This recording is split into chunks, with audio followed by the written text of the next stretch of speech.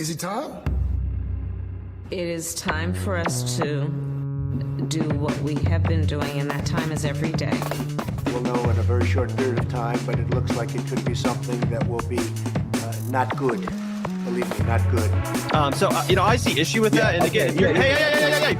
You're not going to be able to insult your way to the presidency. That's not going to happen. I don't know who created Pokemon Go, but I'm trying to figure out how we get them to have Pokemon go to the polls. I'm Ted Cruz, and my pronoun is kiss my ass. So when you think about it, there is great significance to the passage of time in terms of what we need to do to lay these wires, what we need to do to create these jobs.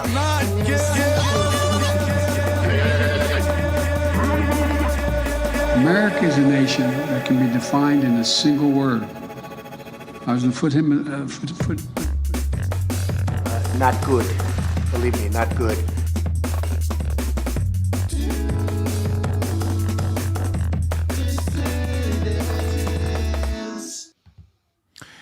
Good afternoon. Sorry. Hello, dissidents. Good afternoon. Welcome to a special matinee edition of the Do Dissidents podcast at a special Thursday 2 p.m. time slot. My name is Keaton Weiss, here from sunny Hollywood.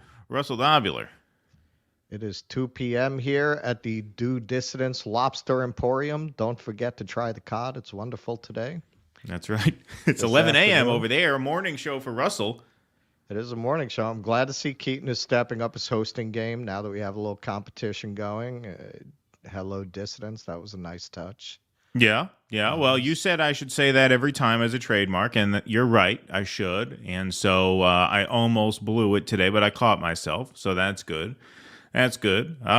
Looks like a bright, sunny day out there in Los Angeles. We could see the sun shining through the window right behind you. One of the reasons I can't live here. It's like the fucking Truman Show out here. It's another beautiful sunny day in Los Angeles. I can't. I'm too. You can knock on the blue sky like he does at the end.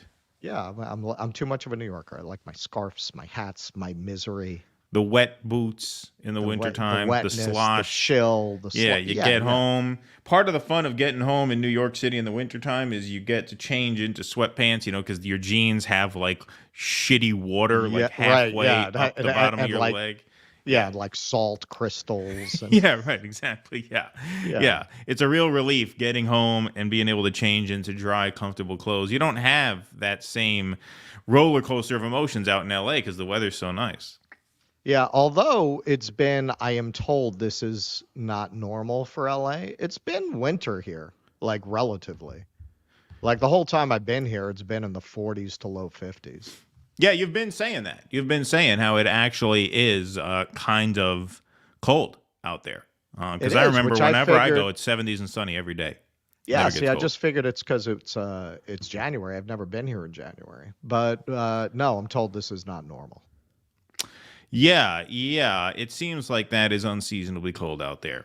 488 strong in the YouTube chat, 275 strong in the Rumble chat to start the afternoon. We are at an oddball date and an oddball time, so please hit that like button. Help us out in the algorithm here. Very busy week for us. We want to once again just remind you guys we will not have a show tomorrow morning. We usually have the Friday time slot. We will not have a show tomorrow morning because we are hosting the Jimmy Dore Show once again. Or I'm sorry, Russell is hosting the Jimmy Dore Show.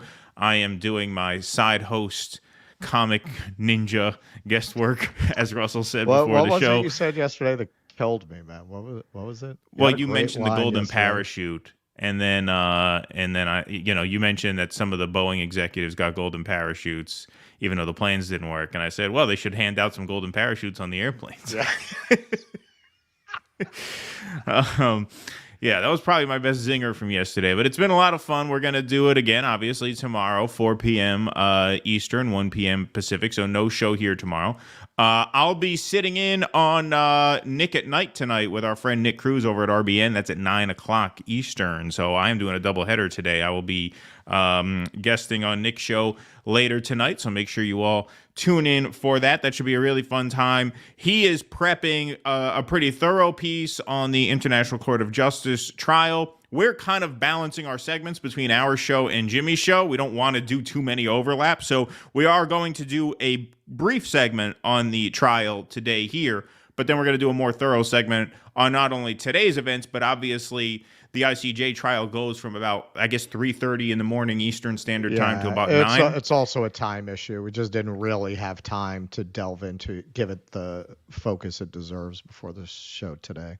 Exactly. So that'll be a main focus, obviously, of the Jimmy Dore show tomorrow, but we will get to some of that today. And then we got, I'm going to be on Nick at Night this evening. Looking forward to that. We have a really fun show planned for you guys today. We have some segments to do. Our buddy Savage Joy is going to be joining us in a little while to talk about her return visit to East Palestine, Ohio, for what is essentially the anniversary of the Norfolk Southern train derailment. And then we are going to talk a little bit about the ICJ trial and some related stories as well. But why don't we get started right now with a little campaign 2024 news. Folks, I kind of predicted this. If you paid close attention and read between the lines on our last show, we saw Trump's lead against Nikki Haley shrunk to about 7 points, according to the latest poll out of New Hampshire, and Christie was polling at 12. And I said, if he's really serious about being this never Trump savior, if he's really auditioning for MSNBC and he really wants to pull at the heartstrings of the Morning Joes and the Chris Hayeses, he will drop out now. And sure enough, he dropped out. And not only did he drop out, but you could tell this whole campaign is just a giant mug for the camera and a giant audition for liberal media, because he did what you normally don't do when you drop out. He called a rally and announced at a campaign rally that he was dropping out. Doesn't usually happen that way. Let's take a look. Campaigns are run to win. That's why we do them. I see the chairman here in New Hampshire. He knows we run campaigns to win. My goal has never been to be just a voice against the hate and the division and the selfishness of what our party has become under Donald Trump. It's also been to win the nomination and defeat Joe Biden and restore our party and our country to a new place of hope and optimism in this country. I've always said that if there came a point in time in this race where I couldn't see a path to accomplishing that goal, that I would get out. Apparently, the day you couldn't see a path to your dick, it didn't make you decide to stop eating donuts. Didn't deter you, but he cannot see a path to the presidency. And so now he is saying what? That there isn't a path for me to win the nomination, which is why I'm suspending my campaign tonight for President of the United States. That is the saddest, most miserable I think it's time for you to start campaign. to seriously consider salads. That is the saddest, most miserable campaign rally crowd I've ever seen. Look at that. Look at the lady with the white hair. Look at everybody. The one on the left is thinking about the box of tea she got at the grocery store. Right, exactly. He's suspending his campaign. I know, and I can see it from some of the faces here, that I'm disappointing some people by doing this. I mean, to be fair, they looked kind of miserable before you announced you were suspending your campaign. Their expressions didn't exactly change. But yeah, no, not too happy. People who believe in our message and believe in what we've been doing. I also know, though, it's the right thing for me to do. Because I want to promise you this. I am going to make sure that in no way do I enable Donald Trump to ever be president of the United States again. And that's more important than my own personal ambition. Okay. Yeah! Yeah, they're only there if they were promised free pizza. All right, so I just want to make a point about Kristi Kreem here. He was the original Donald Trump. This guy shut down the New Jersey bridge. He shut down lanes on the George Washington Bridge to retaliate against a political opponent. He shut down lanes that were coming out of the district that his political opponent represented. This was I believe, a Democrat who crossed him. So he was the original Trump. In many ways, he was everything you're told Donald Trump is, this vengeful, vindictive, narcissistic creep. Kind of fake macho, you know? Yeah, the fake macho, the yelling at the press. He's just mad that Donald Trump got to be Donald Trump. He was supposed to be Donald Trump. He's no better than Donald Trump. If his political career had done, because really, like Christie was on a trajectory to be that. Now, I don't think he has the unique political talents of Donald Trump. He tried. But if Trump hadn't entered the race, Christie would have had a much better chance. Trump was a much more talented version in terms of the stagecraft of politics than Christie was. That's his beef. It's not what Donald Trump is. It's that Donald Trump stole his act. Yeah, he was the first major politician, I think maybe second to Ben Carson. It was either Ben Carson or Chris Christie, but one of the first like major national figures, nationally popular figures in 2016 to endorse Trump. And now this whole campaign was, and then obviously Trump fucked him. That's another thing. Trump didn't give him a position. He didn't give him a job. Trump, him and Romney, Trump humiliated both of them. He seemed to take special pleasure in stringing them along. And this is what I'm saying. If you're aware of Christie's history and his career, that's some shit he would have done if he had gotten in a position to do it. That's why it stings so much. Well, the other thing is, in case it wasn't completely evident that this whole campaign was just for the cameras, just for the media, the guy called a rally to announce that he was dropping out of the race because he wanted cameras on him to make a big speech about how he's putting country first and my goal is to keep Trump out of the White House. That was for MSNBC. That's why he dragged those people out to the rally. You usually don't do that. If you're going to suspend your campaign at a rally, it's usually on an election night, like on the primary calendar, where you go into whatever, South Carolina, and you say, okay, you tell your team, if we don't hit a certain threshold of support tonight, then there's no path forward. We're going to drop out. And then you come out to the crowd who's there anyway because it's election night, so you have to address them. And you say, we are sad to say we are suspending our campaign. You don't just call a rally and bring people out with the advanced knowledge that you know for sure. Okay, the purpose of this gathering, even though we're billing it as a campaign event, is to announce that we're not campaigning anymore. The reason he did that is because he knows, and I bet he's right about this, that liberal media is going to play that clip and say, how statesmanlike of Chris Christie, and then the offers will come. You know, that's at least what he's angling for. I'm not saying that's guaranteed to happen, but he's going to get good press from the liberal media out of this because he made a spectacle out of not only suspending his campaign, but announcing, I'm going to do everything I can to stop Donald Trump from winning. He's basically saying, I am tacitly endorsing the Democratic ticket. That's basically what that was. And there's nothing that the MSNBC crowd likes more than a convert, right? That's why they love the Lincoln Project so much. But as noble as he tried to sound on that stage. And he knows what's happening with the airlines offering 2 seats. So he's thinking maybe my not fitting in the commentator's chair will no longer be a bar to entry. Maybe they'll be willing to buy some plus size furniture and give me one of those sweet Steve Schmidt gigs over at MSNBC. Yeah, the Steve Schmidt gig. Yeah, exactly. Well, that's what he will be. As noble as that may have sounded hang on. on camera. Get into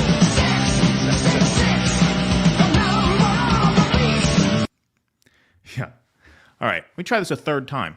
As noble as that may have I know you like it clean. Yeah. I know you want a clean cut. So as noble as he tried to make that speech sound on camera, he was recorded off camera. There is some audio of him saying not too nice things about Ron DeSantis or Nikki Haley, which is kind of surprising because the thought was if he drops out, he's going to endorse one of those. Now that Haley has emerged clearly as the front runner for second place, rather, with all the momentum, you thought maybe he'd endorse her, but here he is. This was published by The Recount on their Twitter feed. Here's some hot mic footage from Chris Christie. People don't want to hear it, Wayne. They don't want to hear it. We know we're right, but they don't want to hear it. Right. And there's, we couldn't have been any clearer. Right. We couldn't have been any more direct or worked any harder. So, And let's not forget she spent $68 million. Yeah. I mean, Well, we spent like when you give land to 10. China and places like that. Yeah, that's what you get. Yeah. Yeah, I mean, look, she spent $68 million so far, just on TV. Spent $68 million so far, $59 million by DeSantis, and we spent 12. I mean, who's punching above their weight and who's getting a return on their investment, And she's going to get smoked, and you and I both know it. She's not up to this. She hasn't even been. And she's still 20 points behind Trump in New Hampshire, right? Yeah. And, Oh, yeah. And he's still going to carry Iowa, right? Yes, always. I talked to DeSantis called me, petrified that I would. He's probably getting out after Iowa. Well, Petrified. Okay, then the recording cuts out. It's safe to assume that DeSantis was petrified that he was going to endorse Nikki Haley, which would really probably stick a fork in DeSantis's campaign, at least in the now critical state of New Hampshire for both DeSantis and Nikki Haley. But yeah, right there behind the scenes now leaked, well, yeah, no, she has no chance. She's going to get creamed. Like the thought was, what I thought is if he drops out and endorses Haley, that's the best never Trump move, right? That's the quickest way to the MSNBC crowd's heart is to do that. And I thought he would do that. And perhaps he was planning on doing that. But now that this leaked, you really can't do that. You can't. You notice how Trump gets so lucky. Like the odds just work in this guy's favor so often. Like this was a move where you have Trump 39, Haley 32, Christie 12. So it's conceivable, according to that poll, and we don't know that that poll is not an outlier, but let's assume that's vaguely accurate. According to those numbers, it's possible for Christie to throw his support to Haley and get her neck and neck with Trump, at which point you have a real race in New Hampshire. And then the next contest after that is South Carolina, which is her home state. So there was an opening for Haley there. And now he drops out. Now maybe he'll do it. And a fucking leak recording. Yeah, no, she's got no shot. She's going to get smoked. She's going to get creamed. So now he really can't endorse her with any credibility. Trump is the epitome of Charlemagne's observation in the musical Pippin. It's smarter to be lucky than it's lucky to be smart. Exactly. That guy, he is the devil and he has the devil's luck. He just like everything breaks in his favor. It does. It does, which lends some credence to the belief he's the Antichrist. I mean, it could be. We were expecting him to be younger and more dashing, but hey, that's how the devil works. Deception, right? Yeah. Nobody expected somebody with an orange spray tan. I mean, that was either Trump's luck or a DeSantis op, who just wanted to make sure that he couldn't come out and endorse Nikki Haley after this. We got to leak this to the press. Right. Well, see, DeSantis much more fits what we expect the Antichrist to be. So you make a good point. Maybe that was actually the luck breaking toward DeSantis. Yeah, because they had to do something to stop him from getting behind Haley. His dark father intervening. That's it. Yeah, exactly. That's it. So lucky day for Donald Trump. Christie drops out and some embarrassing audio leaks that embarrasses not only Nikki Haley, but Ron DeSantis too. He called me. He was petrified that I was going to endorse her. That's funny. Oh, it all works out for our boy Donald, doesn't it? Yes, it does. Yes, it does. Hey, I mean that's what I was missing. It's more and more. I have to concede. It's more and more looking like, hey, maybe he'll pull this off. I still feel like they're going to deep state him, one way or another. But I guess we're on the East Berlin side, so I'll just say I'm not ruling out extra legal means as part of my analysis. I'll leave it there. Hey, look, it looks like the Russia-Ukraine war is going to run out of steam anyway, so they had their fun with that. He's on their side with Israel. He'll deregulate. He'll cut the corporate taxes. I mean, they might let him have one more spin, It's good for media ratings, too. It's good for CNN. He's actually fairly good for the system in some ways, And so maybe they'll give him a pass. Hey, I talked to... I talked to the guy. We're going to give him a pass. Yeah, hey, can you talk to the Rothschilds for me? Yeah. Tell him we want to give this guy a pass. Tell him he gets a pass. No,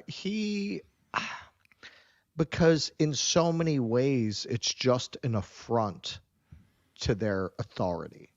It have is. A guy Oh, like absolutely, that in yeah. power. I think a lot of it, because if you analyze his policies were not fundamentally different from any Republican, particularly on domestic economic policy. So what was the big deal? It's that he didn't have their stamp of approval. It was just an affront to their authority, to their dignity, to their position, and to their have this meritocracy. guy to have this guy who was not sanctioned by the establishment. They didn't want a democratically elected president. That's something they usually don't have to contend with. Usually it's soap flakes A or soap flakes B, and you only got to choose those soap flakes because they approved those soap flakes in advance. This guy comes out of nowhere with a C. They can't have that. It's not even about policy. All right. Patrick Donahue, thank you for the €5. Appreciate that. Savage Joy, I see you back there. You'll be on in just a minute. So thanks to you. You're up next. Just a heads up. Pat Donahue, thanks for the €5. Irish lawyer Blin Negrale, I hope I'm saying that right, did us proud today at the ICJ. I do know who you're talking about, even though I'm terrible at pronouncing her name, apparently. But I did see a couple of video clips of her. Powerful stuff. Yes, absolutely. That illuminated the travesty of this Israeli slaughter. Shame on them. Indeed. Amen, Patrick. Thank you. You all right over there? Yeah, somebody said the mic is quiet. You know, this is a new mic, so getting used to it a little bit. And this arm, I just ordered an adapter. Like, this does not fit on here, so it's not quite aimed at my mouth the way it should be. It's a little precarious there, yeah. Yes. Eric Cousseau, thanks for the $5. Thoughts on AI Carlin 1 hour special? Dor and Kurt must not like this for sure. It's so funny you mentioned that, Eric, because I realized that too late. Well, I realized it late last night, and I thought, well, should we do this on our show or should we do this on the Jimmy Dore show? And I thought, let's save it for Jimmy's show since Kurt is a comic and he'll be there to give the comics perspective. But then I just remembered right before we went on, Russell reminded me Kurt's going to be doing stand-up in Dallas tomorrow, so he won't be there. So we probably should have done that today, but we will do it tomorrow on the Jimmy Dore show anyway. So we will talk about that then. As a lifelong George Carlin fan, yeah, that was pretty cringe. I mean, my overall take is like, the guy's heart was in the right place. Like, that guy is smart enough and funny enough to appreciate Carlin, but not talented enough to actually do him justice. And the AI thing was just kind of weird and creepy. It was more off-putting than anything else. Why would you do that? I don't know if anybody else has gotten fed this ad. There is an ad of Marilyn Monroe and Elvis Presley having a conversation. Oh, yeah. Oh, it's terrifying. It is so creepy. You got them. How are you, Elvis? Well, we were always trailblazers. Right. It's just these AIs programmed to mimic their personality style. It's terrifying. And then they have the faces, and they just every now and then just blink. Right. Well, the Carlin thing, the thing about the Carlin thing was like, yeah, I mean, it actually played like exactly what it was, which was an AI rendering of George Carlin. Like, it touched on a lot of the themes he would touch on, but it just didn't have that human quality because it's not human, right? And that's evidence that, like, yeah, AI will be able to write a screenplay as good as, like, all the hack writers, but it won't be able to write a Tarantino script, right? It won't be able to create that level of art that could only come from the human soul. And so that was an example of that. Well, you have one of the first applications of this was they started offering to have your dead loved ones continue to text you by basically they feed into the AI all of the email records and texts that they can find of this person and then have the AI simulate the way they would talk. I don't know why you would want that in your life.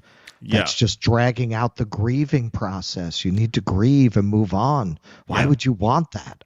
That's pretty dark. Well, it's like that movie, the Spike Jonze movie with Joaquin Phoenix, Her. That was way before a lot of this started coming out, and it was very prescient in that way. Yeah, for sure.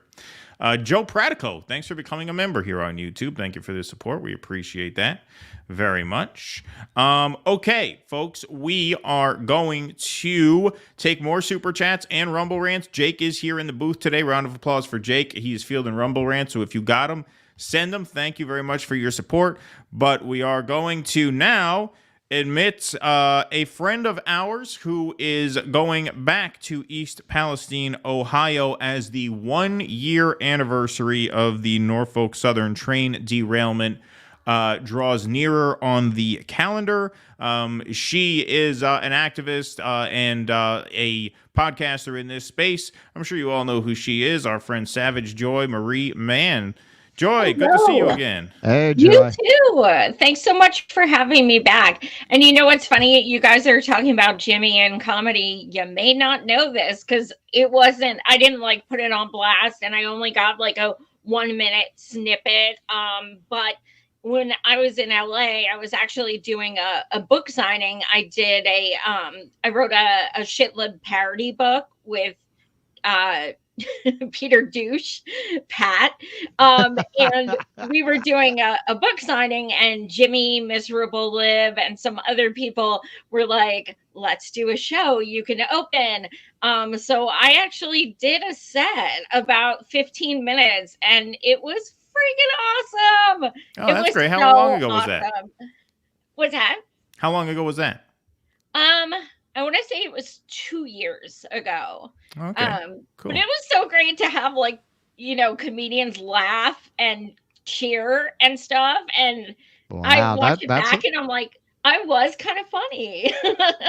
That's a lot. Yeah. That is a lot of pressure. I'm doing the live panel show on the 27th. Ooh. And that's pressure. I didn't get asked to do a set. But my people were drinking because it was at a bar. Doesn't matter. That's still pressure. Stand up. That is a lot of pressure if you're not a comedian to put together a comedy set. Well, here's the thing. I played it safe because the first thing I said when I went out there was, look, I'm 85% blind. If you don't laugh, you're ableist twat waffles. There you go. That's good. I just kind of set it up. Boom. That's so good. They feel obligated at least. That's what a lot of people say, open with a joke, but they don't continue to open with a joke that insults the crowd. Right. Right. Exactly. No, sometimes you got to smack them around a little bit, got to put a little pressure on. Exactly. I don't kink shame. Whatever they want. Whatever they want. Let them know who they're dealing with. Exactly. Well, that's terrific. Well, you are headed back, Joy, to East Palestine, Ohio. You were there over the summer. We had you on to talk about that. One of the things that is a focal point of this trip, because the calendar turned from 2023 to 2024, and tax season is now approaching. And this headline here, derailment assistance still not tax exempt on the federal level. This is from The Review, which is a local newspaper in East Liverpool, Ohio. With 2023 coming to a close and tax season around the corner, residents impacted by the Norfolk Southern train derailment are confronted with the likelihood that any financial assistance received in the wake of the rail disaster will be considered taxable income at the federal level. Time, they say, is running out as the Federal Disaster Relief Act, or H.R. 5863, which provides tax credit to victims of East Palestine, hurricanes, and wildfires, sits dormant. This article was published in the last week of December. It is now January 11th, but according to Congress.gov, if you look up 5863, that is still in the dormant phase. It has been introduced. It has not passed either chamber, and so there has been no progress on that since the publication of this article. Ashley McCollum, one of many East Palestine residents still displaced by the derailment, said taxing assistance would only add to the cumbersome weight those affected by rail disaster have been carrying since the train went off the tracks on February 3rd. Quote, those who are relocated have still been paying mortgages and utilities. With the increase of home selling, property taxes have almost doubled for most. This is the highest tax increase that I have ever witnessed in the town of East Palestine over the past 8 years, she said. This is just one instance of penalties we must endure from the derailment. Another would be being taxed for relocation given to many families for temporary relocation by the railroad. The village of East Palestine and the state of Ohio have already taken measures to ensure any derailment assistance is non-taxable on the state and local level. Ohio made the first move in July when State Representative Monica Robb Blasdell secured a deduction for taxpayers impacted by the East Palestine derailment from their state income tax and rail safety measures. Robb Blasdell pushed for these amendments into the state budget, which was approved by the General Assembly and signed into law in July. East Palestine followed suit in September by passing an ordinance to make sure no one is required to pay village income taxes on any payments they receive for derailment-related expenses or losses. McCollum also said that many residents were not informed that assistance would be taxable. Others, she said, felt they had no other choice but to sign tax documents in order to receive help many were desperate to get. Quote, with many attempts to get a solid answer on if we would be taxed for relocation of residents, we were never given anything in writing. Many of us took our question to our community on taxes since we were told we must sign a 1099 or not have any help, McCollum said. Some taxation agents tried to explain it was a way to file Norfolk Southern claims for insurance purposes. From the very beginning, we questioned this because, like relocation guidelines, we never had clear indications of what would happen with taxes. Here we are now, knowing taxes for relocation have been waived at a state level, but not federal, and anyone who's ever paid taxes knows, and that's everyone, because we are a very law-abiding audience here at the Do Dissidents podcast. We would never skirt taxes. No, not us. You know that obviously the federal taxes amount to a lot more money almost always than the state and local taxes. So one of the things that you're going to be focusing on in this trip, I assume, is getting some answers on that. Do you know, did that come up over the summer? I assume that might not have been front of mind because it's not tax season over the summer. Yeah, I mean, I'm in contact with dozens of residents, including Ashley. She's someone I know, and so you know her, who was quoted in that piece. Okay. Oh yeah. I've helped her with some mutual aid of the money I've raised. So yes, we know each other, and Ashley has an 8-year-old son and has been living in a hotel 1 year. Wow. February 3rd with a little boy. She's one of a number. It's not like they give them houses, it's not like they're, living, in a comfortable place. Like they're literally living in hotels, and such like that. And, the thing I also want people to understand is this is not, Norfolk Southern has never given them anything. It is a fight, tooth and nail, every single day. Can you reimburse me for this?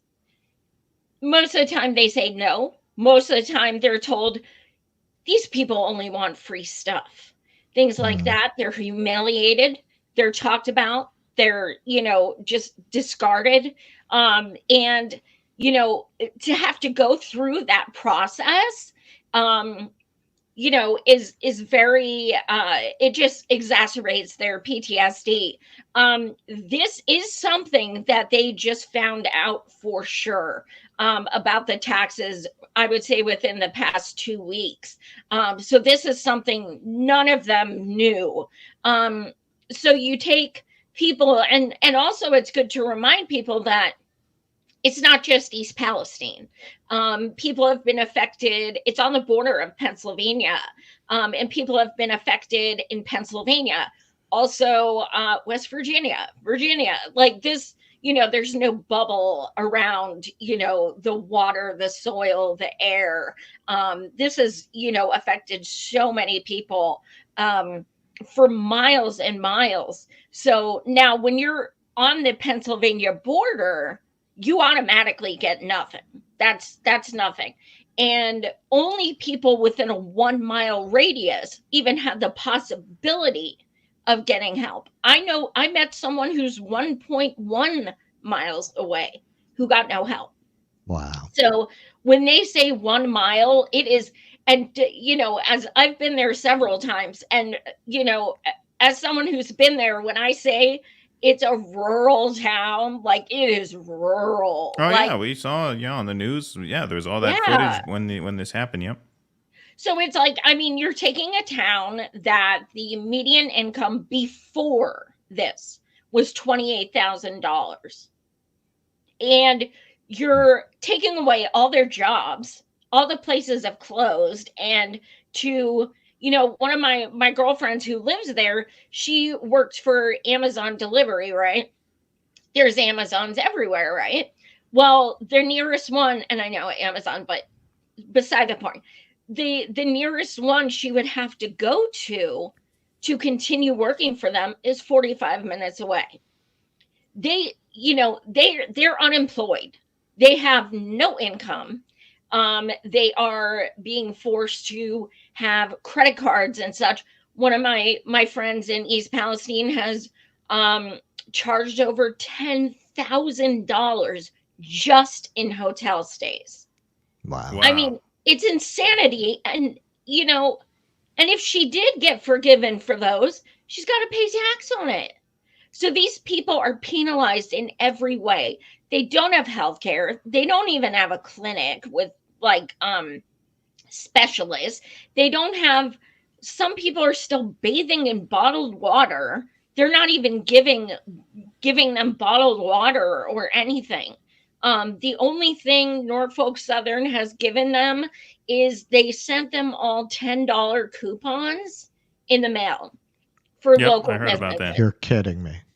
Oh, and they gave kids coloring books when 45,000 fish washed up from the creek. They gave kids coloring books saying that fish die of asthma.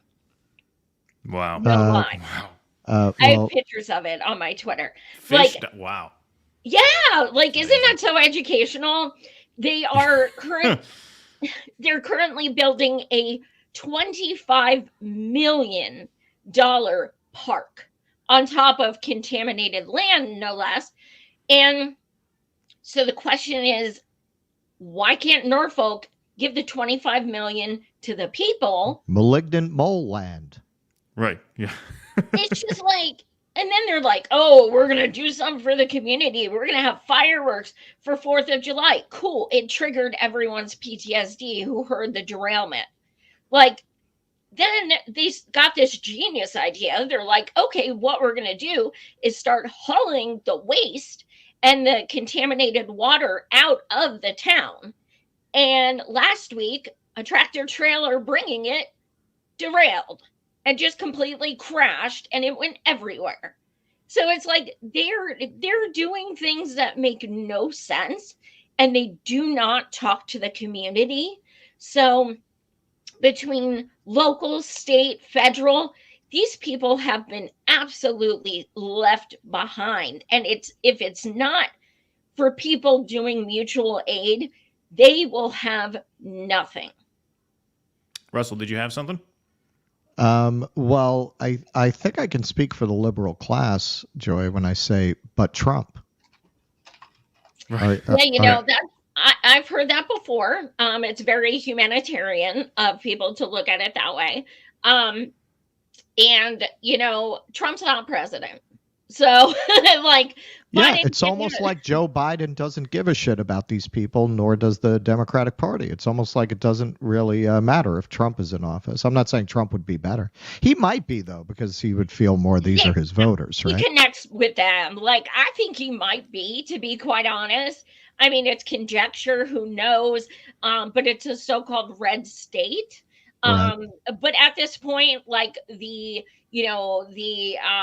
residents who have been affected, they really don't give a fuck about voting at this point. I mean, why the fuck would they? Why would they? Well, there was just an article that came out in the New York Times that said that the East Palestine residents were still waiting on a visit from Joe Biden. Joe Biden said that he was going to plan one for February. See, I think what happened here is that once Trump beat Biden to the punch and went there before him, Biden felt that he couldn't visit, because if he did visit, it would just look like he's chasing Trump. Right. And he's just doing it for the cameras. So then he had to wait for an occasion. So now that the anniversary is coming up, he'll go. But you talk about an incident like this Norfolk Southern train derailment and the way it was handled by both the government and the corporation itself. And you look at where it happened, East Palestine, Ohio is the perfect example of a community that went from blue to red over the last 30, 40 years, and why. There is not a community more representative of that sort of Rust Belt sort of blue to red switch than this town. This happened right in the heart of Trump country, which is probably the main reason why he showed up so soon, because he knew that his path to the presidency in 2016 ran through towns exactly like that. And so there was also mentioned in that article, or this was another article, this was a New York Post write-up, one of Trump's advisors said that his primary polling started to actually turn around for the better after that East Palestine visit. Because right after the midterms, Trump's stock was kind of down. Since he fucked up the midterms, he endorsed all these idiots who ended up losing, right? So his polling was not in great shape. And an advisor very, very close to him said that that East Palestine visit really marked a certain turning point because it reminded these disaffected Rust Belt voters why they turned to him in the first place. And the fact that Biden forfeited that ground to him, I said at the time, it's unbelievable malpractice that you would leave this opening for Donald Trump again when you know this is exactly how he beat you the first time. Not Biden the first time, but you know what I mean. Right. And, you know, I think it's also important to understand that, like, a lot of the people, and I really don't give a shit who you vote for, because people who need help need help. I really don't give a fuck. Well, that's why you're in mutual aid now. What's that? That's why you're doing the mutual aid now. Exactly. Right. Like, Exactly. I helped everyone. Look, if I have, you know, if I'm raising money and there's, you know, and you're hungry, you're getting food. I don't care. I'm not asking you who you vote for, but there are a lot of people who did not vote for Trump, and the only reason they cared that he came was because it brought cameras. Because nobody's freaking talking about this shit. You're going to have people talk about it because it's 1 year. So they're glad for that. But then now what happens after the 1 year? It's been a year. Things better go back to normal. It's totally fine now. I'm sure they are taken care of. And Biden, not just has he not gone there, he has a disaster declaration that's been sitting on his desk since July that, you know, representatives, including Ohio and other, have given him a disaster declaration that says, sign this, you get FEMA, they'll get funds, they'll get water, they'll get food. He hasn't signed it. Why? You don't have 5 seconds to sign your name? He's bought. That's the problem with everything. And, you know, East Palestine is the epitome of, you know, class war, environmental issues, healthcare, you know, capitalism, corporatism, like everything you can possibly think of is, you know, connected to what's going on in East Palestine. And unfortunately, there are so many people who don't realize it has gotten so much worse. Like, I mean, people are getting cancer, literally getting cancer. There are children young boys who are bleeding when they pee. There are people bleeding out of their ears. There are young girls being told, you're never going to have children. CDC came out and said, hey, guess what? We don't have ways to treat the chemicals coming up positive in your body, but we have ways to treat the cancer when you get it. The CDC said that. Wow. That's amazing. Well, along that line, I want to play some audio because you taped a conversation between yourself and Mark Durno. That's his name, right? Mark Durno, who's the head of the Ohio EPA. I took this 30-second piece because I wanted to subtitle it for the audience since the audio was a little hard to hear on the raw piece. But here's I was holding it upside down in my lap. No, it's not your fault. I'm just saying. Obviously, it wasn't a production. You were filming. You were doing what you could. I didn't want him to know. No, well, of but course. and just a heads up, it is legal in Ohio. It's a one-party. Yeah, one-party thing. Right, exactly. Yeah, well, News Nation picked this up, which we'll talk about in a second. did. But yeah, this was totally legal. So here we go. This is from August 21st, a conversation between Joy Marie-Mann and EPA head in Ohio, Mark Durno. Was due to. Sorry.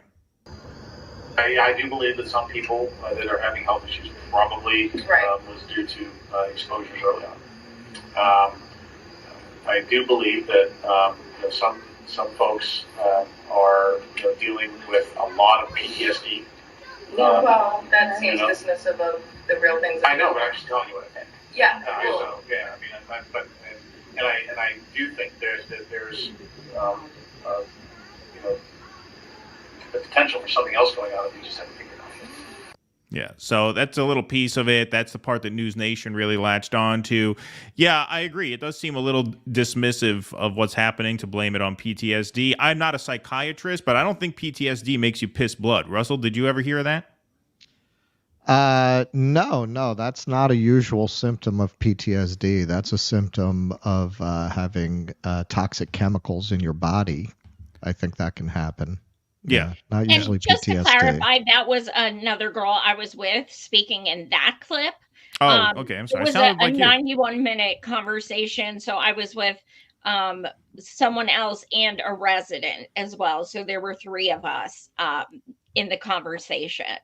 Gotcha. But yeah, it was 91 minutes, and it's being used in lawsuits because he. Wow. Yeah. Well, the whole and he conversation worked is in up. Flint. He was What's one that? of the leads in Flint as well. Oh, wow. Wild. Well, that whole conversation is up on your YouTube channel, but News Nation picked up on that audio. They put this piece out. This was back in October. EPA official says agency made mistakes in East Palestine. An EPA official says the federal agency should have tested the creeks near East Palestine sooner following February's toxic train derailment, according to an audio recording obtained by News Nation. I'll be the first to acknowledge that we waited way too long to do the assessment of the creeks, Mark Durno, the EPA official in charge of East Palestine, told Pennsylvania resident Joy Marie-Mann, who recorded their conversation at the local EPA headquarters. On the recording, Durno, who was speaking in his personal and not official capacity just 3 days after officials burned 116,000 gallons of vinyl chloride over East Palestine, the EPA assured residents it was safe to return home, but soon after, community members started reporting strange sicknesses. When asked whether he sees a correlation between the illnesses and the EPA's all-clear decision, Durno can be heard on the recording saying, "This is just an opinion. This is way out of my lane. My position on it is I do believe that some of the ongoing health concerns, are from early exposures either that weekend or the next week. I do believe that's probably happening." As for the groundwater, he says it appears to be safe for now. I am 100% confident in the groundwater. I'm not saying I'm 100% confident in the groundwater in 10 years. However, he also acknowledged the testing limits are high, which means chemicals detected below those levels may not show up. So, Joy, you and the people... Did he do an Obama? Did he fake drink it for you? Yeah, right. Did he drink Okay, it for you? so he did. He Not did. for me, but at first. So like the the train Obama, tracks. the fake sip? Oh, The fake sip? totally. Yeah, the Obama sip. Totally. The Obama sip, as it's known in the business. Yeah. Right, exactly. That's how they do it. What a badass. So you and the townspeople who you interviewed and met there in your travels weren't the only people who criticized the EPA. Leslie Pacey, an investigator with the Government Accountability Project, isn't satisfied with the EPA's response. These are not acceptable answers from the EPA, an organization that's entrusted to protect the health of the community and that has the money and the manpower to do so, she said. Pacey has listened to the full audio recording and says the EPA's tactics seem aimed at not finding the truth and not revealing the truth to the public. It's just really shocking to hear these things and very concerning because the EPA's job is to take care of the environment and human health, and it sounds like they're not really sure they did that based on what they're hearing now with these health symptoms, she said. Final slide. Stephen Lester, science director with the Center for Health, Environment, and Justice, agrees. He thinks the EPA is failing its core mission to protect public health. They're not doing that in East Palestine. They're not doing that to protect somebody, I believe. I don't know who, but it's certainly not to protect the community in East Palestine, he said. For residents, the stakes couldn't be higher. People are really sick here, and I think the EPA understands that, Pacey said. Why haven't they done the testing that they need to and inform the public about what's going on is the real question. The EPA declined News Nation's interview request and did not comment. News Nation is not CNN, but it's a fairly substantial outlet. It's a legit outlet. The fact that they didn't have a comment obviously speaks to the way they've handled this. We talked a little bit about Donald Trump in an earlier portion of this interview. But what was the thing we heard when Donald Trump won? That he was going to undermine our institutions. He was going to destroy our institutions, right? Steve Bannon said he wants to dismantle the administrative state. And what did we think was the first one on the chopping block? Was the EPA. And now with Biden back in charge, you have one of the most catastrophic failures of the EPA in American history, no doubt. The fact that you still have people living in hotels, people are still now having to, I think, pay for their own testing if they want their homes tested before they return. 1 year later, they're still having to finance their own tests if they want them. Is that correct? Yes. If they want to test their body vinyl chloride, it's $700 out of pocket for each person. And I mean, why not? Let's get 5. I mean, that's cheap. And then you got a family of 5. That's what, $3,500 to get your family checked out. And as the CDC dude said, Dr. Chang, shout out, it doesn't matter if when they test positive, they have no way to treat it, but they can treat the cancer. So yes, they would have to, they're losing any kind of,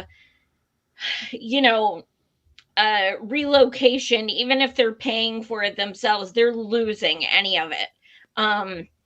And they will not test for them. Although I know every single resident I know and talked to have said that when they go back to their home, because they'll go back periodically and see, can I still smell it? What have you? They all get violently ill still when they walk in it. Wow. So the fact that they can't even test it, it's obviously because if they test it, the numbers are going to be atrocious. But the EPA, as a gem, when they released their findings through a FOIA, they had accidentally moved over a decimal point in all the results. So if it wasn't for an independent scientist volunteering his time who found out, wait, I'm getting 3%, they said 0.3%, things like that, like, holy shit, they moved. What's that? Yeah. Oopsie. Yeah, I mean, like, could have happened to anyone, clerical error. So if we didn't have these like volunteers helping, and this gentleman, Scott Smith, who's been out over 20 times from Massachusetts, he's an independent person who's just like so disgusted he keeps going out and doing his own tests. Norfolk Southern has subpoenaed him for his tests. You're kidding me. And he's like, let's go to trial. Let's go. And I've been told they may subpoena me for the recording I made. Let's go. Yeah, but we're living in a country where look what they did to Steve Donziger. Look what they did to this guy. That's exactly what I brought up. Yeah, they destroyed this man. They destroyed his law career.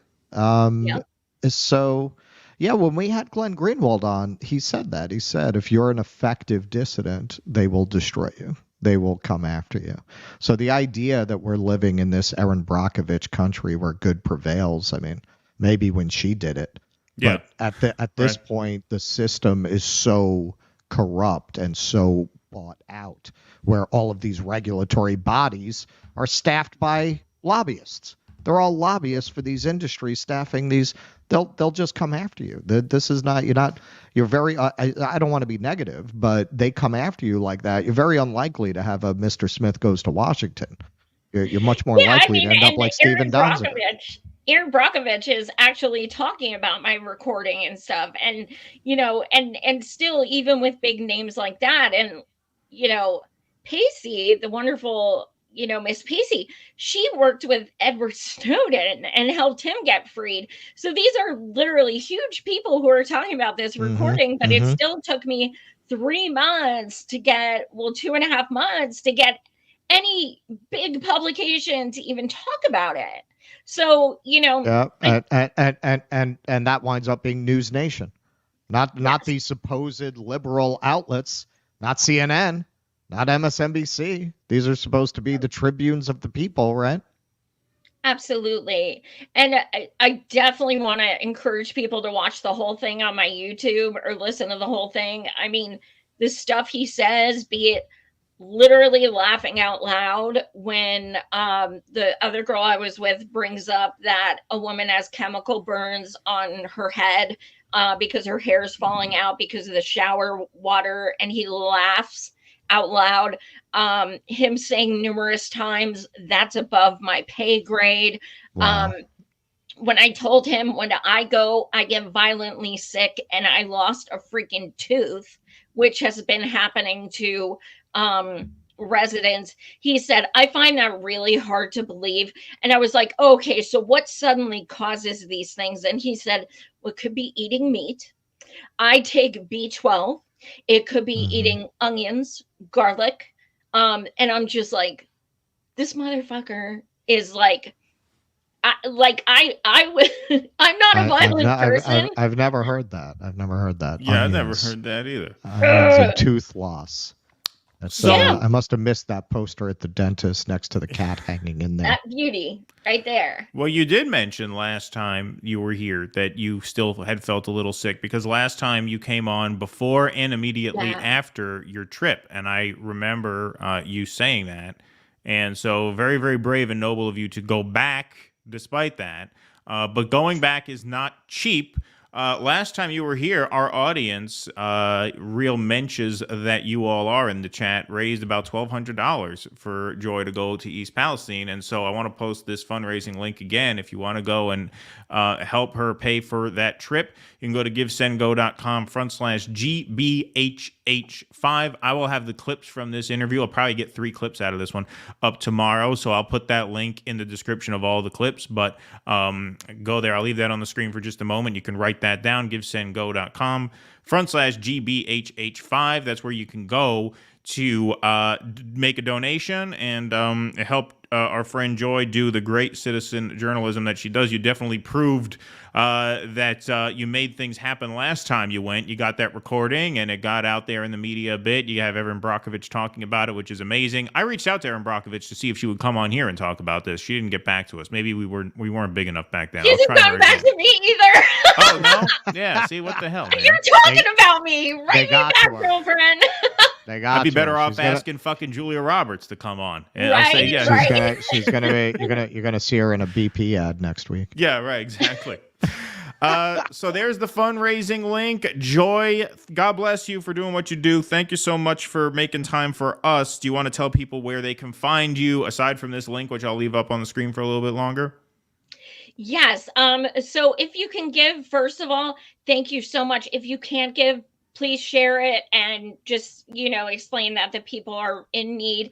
I've decided this time, since last time me and my friend brought U-Hauls of diapers and food and pallets of water and kids' clothes and things like that. It was a lot. I'm blind. I walk with a cane. It's a lot for me. I can't drive. So just logistically and everything, it was not easy. So this time, I decided gift cards are the best way. The issue is, 200 people likely are going to need it. The last one we did a fundraiser last month with Max Alvarez of Real News, and we raised $6,500, but we had 183 people sign up. So that only gave people a $35 gift card each. So it's hard. I mean, I have it set to 5,000. I would love to raise more. Anything helps. And of course, I will post pictures of receipts. I always do. So yeah, anything helps. You can follow me on @SavageJoyMarie1 on Twitter. I post a lot about East Palestine. Also, my channel, Savage Joy Marie-Mann, you can see dozens of shows with residents and scientists and professors and people who are doing the work and looking at what needs to be done. But most importantly, do not stop talking about East Palestine. Please don't. And also, tell other YouTubers, look, why aren't you talking about this? You talk about not being, being anti-capitalist. Talk about East Palestine. You talk about environmentalism. Talk about East Palestine. Like, as viewers, we all have, the responsibility to also tell people we are tuning into and giving super chats to that they also need to be covering this, because these people are sick, broke, and it's, quite frankly, it's a matter of time, and they say it a lot. You're right. Well, yep, indeed. Well, God bless you. Thank you so much for coming on today. Please, like I said, go to that Give, Send, Go link there, givesendgo.com/GBHH5. Savage Joy Marie-Mann, always a pleasure talking to you. We'll keep in touch. We'll talk again pretty soon for sure. Thanks again. Thank you so much, guys. Much love. Appreciate you. Bye-bye. Savage Joy, everybody. Great work. Great work. Always great to talk to Joy. Just a lot of information about that has gotten lost in a lot of other horrors of the world that we've been talking about. Yeah. Yeah. There's another case. You want to know what you could do? There's something you can do. Help these people. Help these people. That's something tangible. All the real radicals, I hate to say it, they eventually end up in mutual aid and saying, fuck the political system.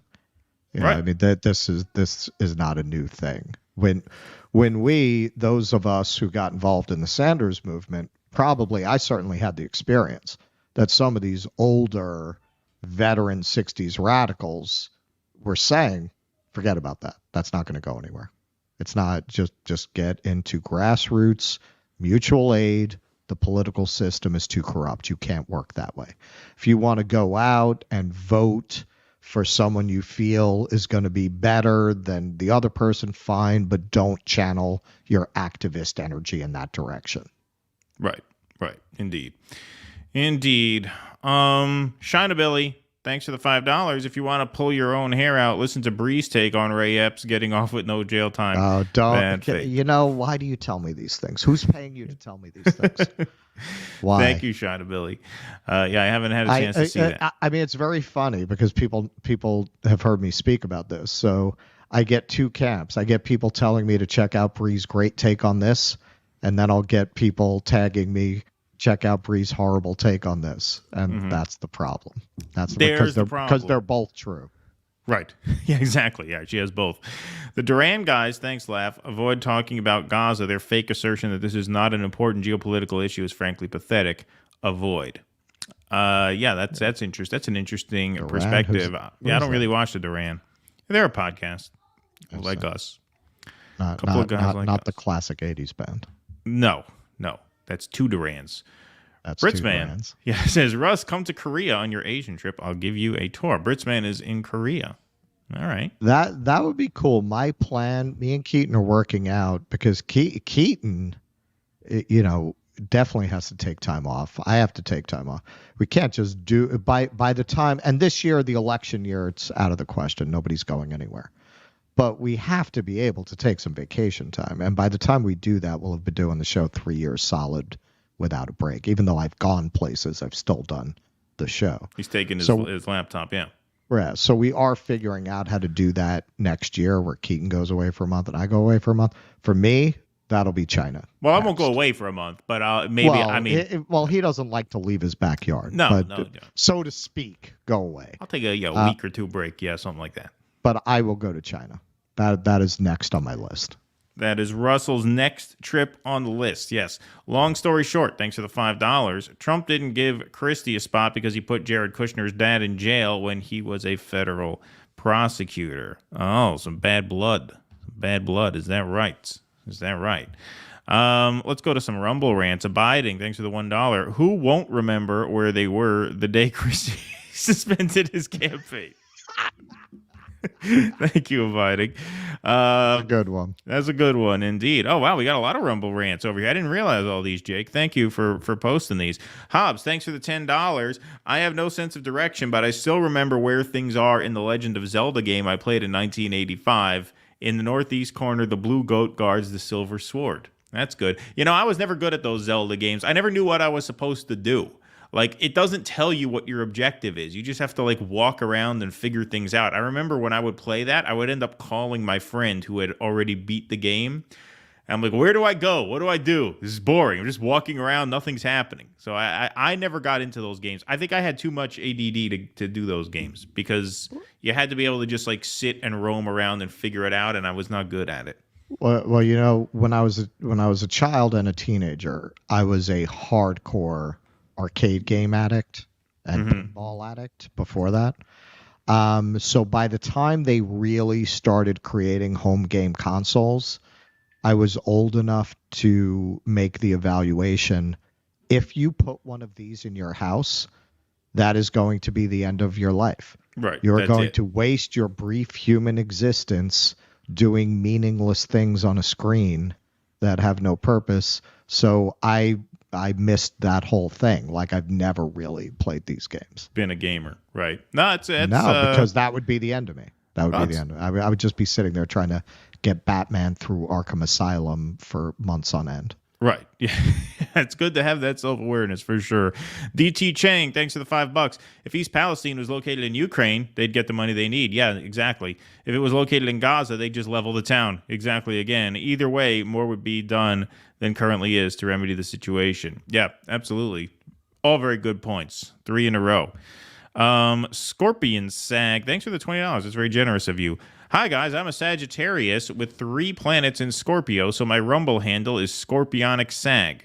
Sag is pronounced Sag. Oh, like Sagittarius, so Scorpionic Sag. I got it. Not sag like my nuts are sagging. Understood. You'll hear more from me in the future. Well, we hope so. Scorpion You will hear Sag. more from me. Wait for my next communique. Scorpionic Sag, like that. Hey, guys, what are your astrology signs, asks Scorpionic Sag. Well, mine, you're going to love this, Scorpionic Sag. I'm a fellow Sag. December 15th is my birthday. So Are you? We are brothers Are in that you? way, my friend. I'm so not that guy that we're working together for, 4 years? I've never asked what your star sign was. Well, you're what, August? What is that, Leo? That's a Leo, yeah. Yeah, there you go. A Leo and a Sagittarius. Leo and a Sagittarius walk into a bar. Exactly. $5 toward the mutual aid and labor desks. Beautiful. Thank you, George Gunnell. And let's get our singing bowl out for Christian Fierro. I believe this is a $75 donation. If it's more, I apologize. Oh, that's Uruguay? Uruguay, I guess so. Oh, wow. Okay. But it's the color that I think the amounts are color coded. So this is like between 50 and 100. So it must be 75. That's my guess. Russell, go ahead, ring it. Beautiful. It'd be great if you comment on Society of the Snow. It's a rare chance for a Uruguayan story to be told. By the way, congrats on the great job at Jimmy Dore's show. Greetings from Uruguay. Thank you so much. Appreciate that very much. Thank you. I don't know that story. Society of the Snow? All right. Well, you just got paid some money to read it, so maybe we should put that on the list. I'm putting it in my notes right now. There you go. There you go. See? Pay to play, but it works. I will look it up. What is it? Society of the Snow? Society of the Snow. Yes, indeed. Indeed. All right. We got some more Rumble rants, I think, that we'll read in a little while. Thank you for those generous super chats. We appreciate those. Those are super helpful, especially on the matinee streams. They are what keep us from having to go out and work our grunt work day jobs. All right, so hang on. So Keaton, do you hear that bell ring? Do you hear that? I hear it a little bit. All right. It's All faint. right, so look, at this point, this is the price of having a smart mic. So I guess we're going to have a sound drop. We're going to have to lip sync it. Yeah, we'll still do the thing where we hit we'll it, but we'll lip but we're sync gonna. it. So it'll be a team effort. I promise before our next show, I will cut a couple of sound drops. There you go. Beautiful. So that'll be done by Sunday. You should bring that to the Jimmy Dore show every time they get a good super chat. Just Mish will be like, "What the hell are you doing?" They'll love that. Yeah. cut to me, real quick. Thank you. All righty, folks. Let's get on with some more segments. Plenty of show left. South Africa's case against Israel started today early this morning here in the United States. It was, I believe, started at 3:30 a.m. On the East Coast and went till about 9. They're going to continue tomorrow. We're going to be hosting the Jimmy Dore Show tomorrow, so we'll have a lot more on this. But I do want to play a clip from this that has already gone viral. This is by a South African scholar named Tembeka Nukatobi. Here are his remarks at the International Court of Justice. That Israel's political leaders, military commanders, and persons holding official positions have systematically and in explicit terms declared their genocidal intent. And these statements are then repeated by soldiers on the ground in Gaza as they engage in the destruction of Palestinians and the physical infrastructure of Gaza. Many propagators of grave atrocities have protested that they were misunderstood, that they did not mean what they said, and that their own words were taken out of context.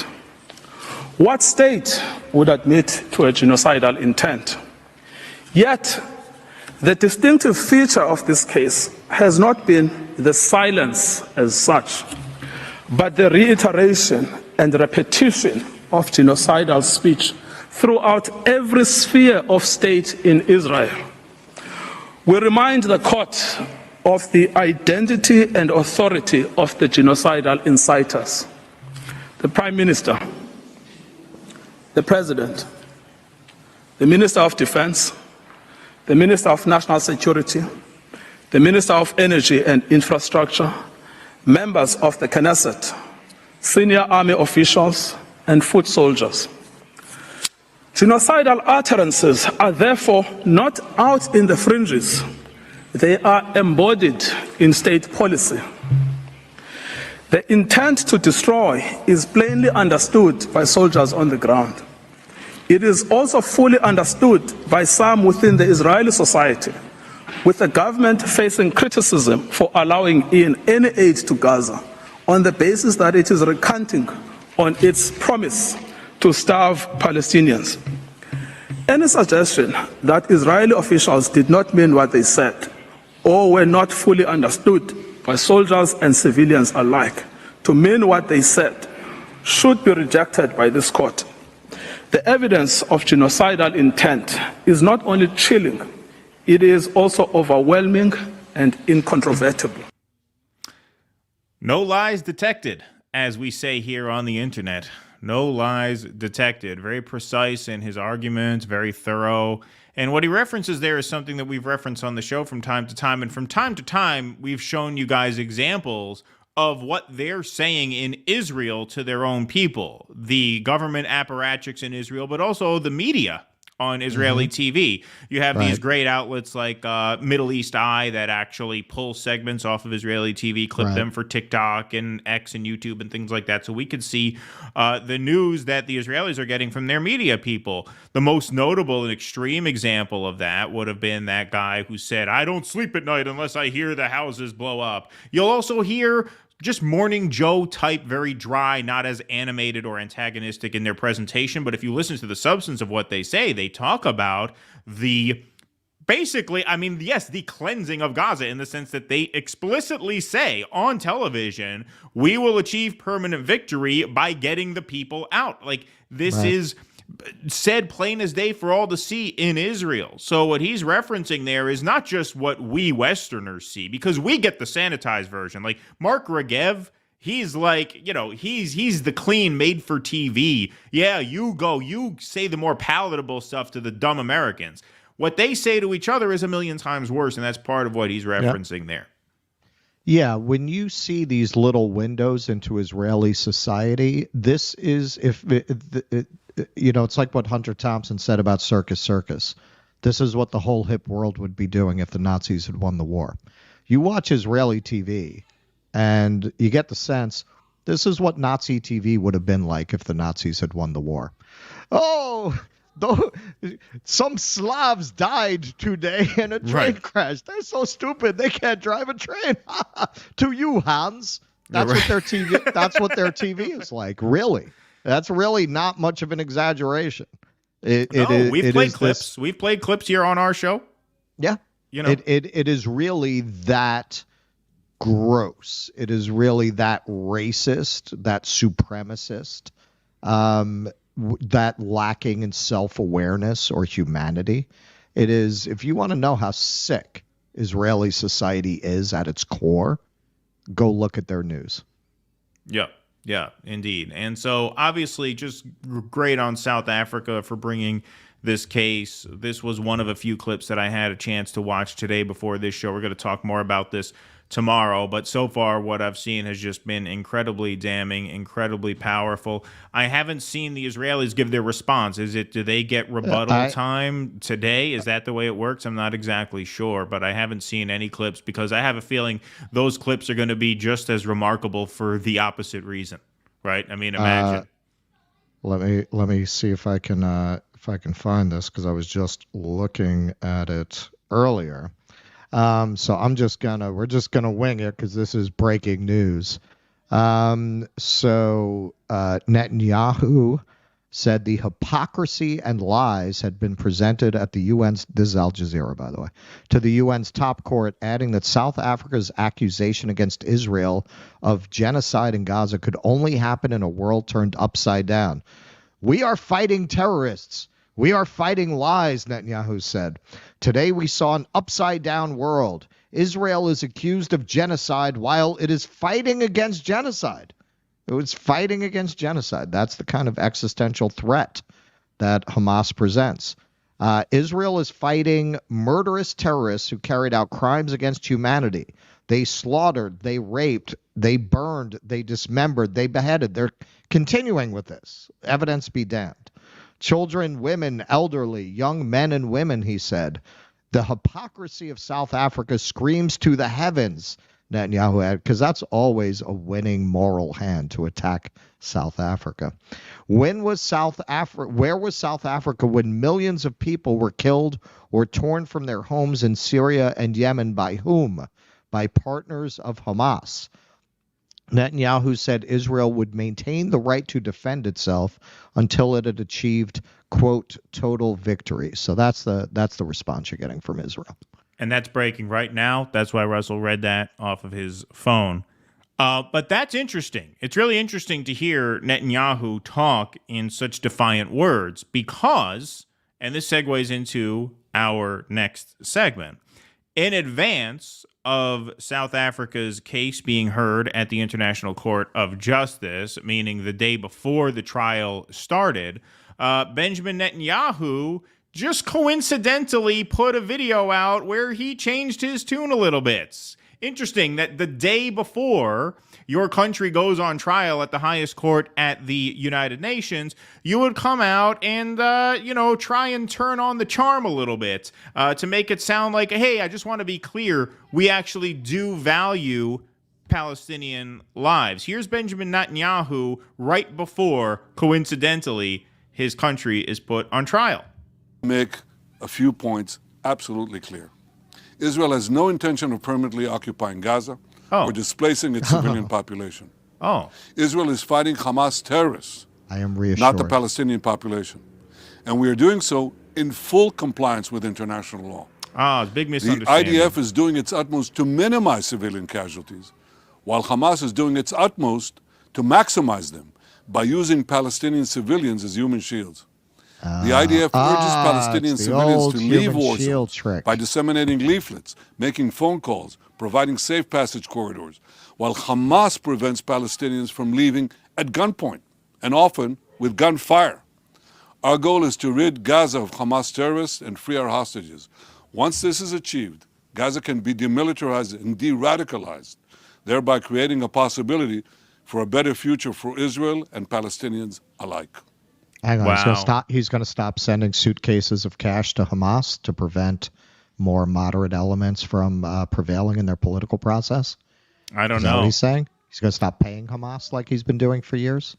Yeah, I don't know. I think that was his entire statement, so I don't think he made any such commitments. But I'm glad he was able to clear up the misunderstanding that he didn't give a shit about how many innocent people he kills in Gaza. It's kind of funny how the day before you go on trial, you come out with a video like that. Really unbelievable.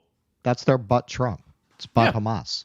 Right. That's their butt Trump. Exactly. That's their butt Trump. And this was in a previous segment, so if you're watching the clipped version of this, Russell just read on his phone a breaking announcement from Netanyahu in response to day one of the trial. He's back to his old defiant self before Israel, I guess, gets to make their counter argument. But really just incredible.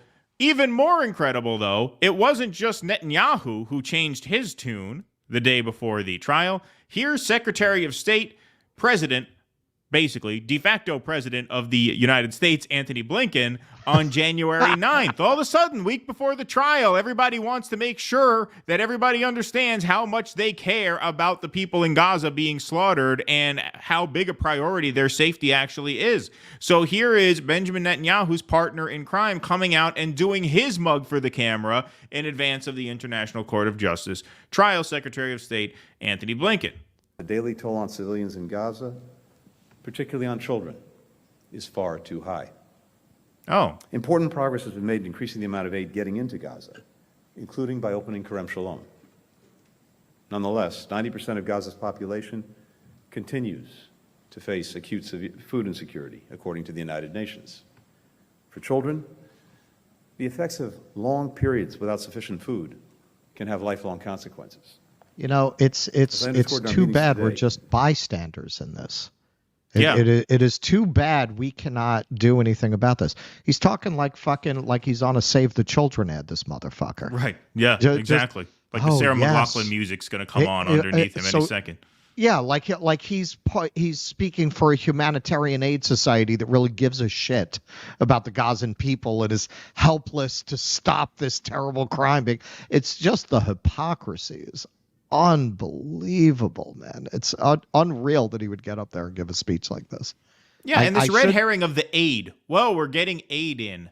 The aid is not the issue, just like the temporary pause was not the issue. Remember the temporary humanitarian pause that Bernie Sanders and Liz Warren were pushing for? Well, they got it. It lasted 3.5 days, and then it lifted. And when it lifted, what happened? The bombing got worse. More people are being killed. So all of these red herring arguments about humanitarian aid and humanitarian pauses and stuff like that, that is all to run out the clock on Gaza until Israel completes its ultimate objective, which is the conquering of that land and the claiming of that land for themselves. Now Netanyahu's saying, we just want to be clear, it's not our goal to occupy Gaza. Even though there are pictures of us leveling neighborhoods and literally planting our flag in the soil. Yeah, we're liberating them from Hamas. Yeah, it's very Vietnam. It's very Vietnam. We're freeing these people from the Viet Cong, and we have to destroy their villages in order to save them from the VC. Exactly. Here's Antony Blinken going on more about the aid that they're trying to get in. To a population now of about 2 million crammed into half of the territory that they previously occupied, which was already amongst the most densely populated plots of land on Earth.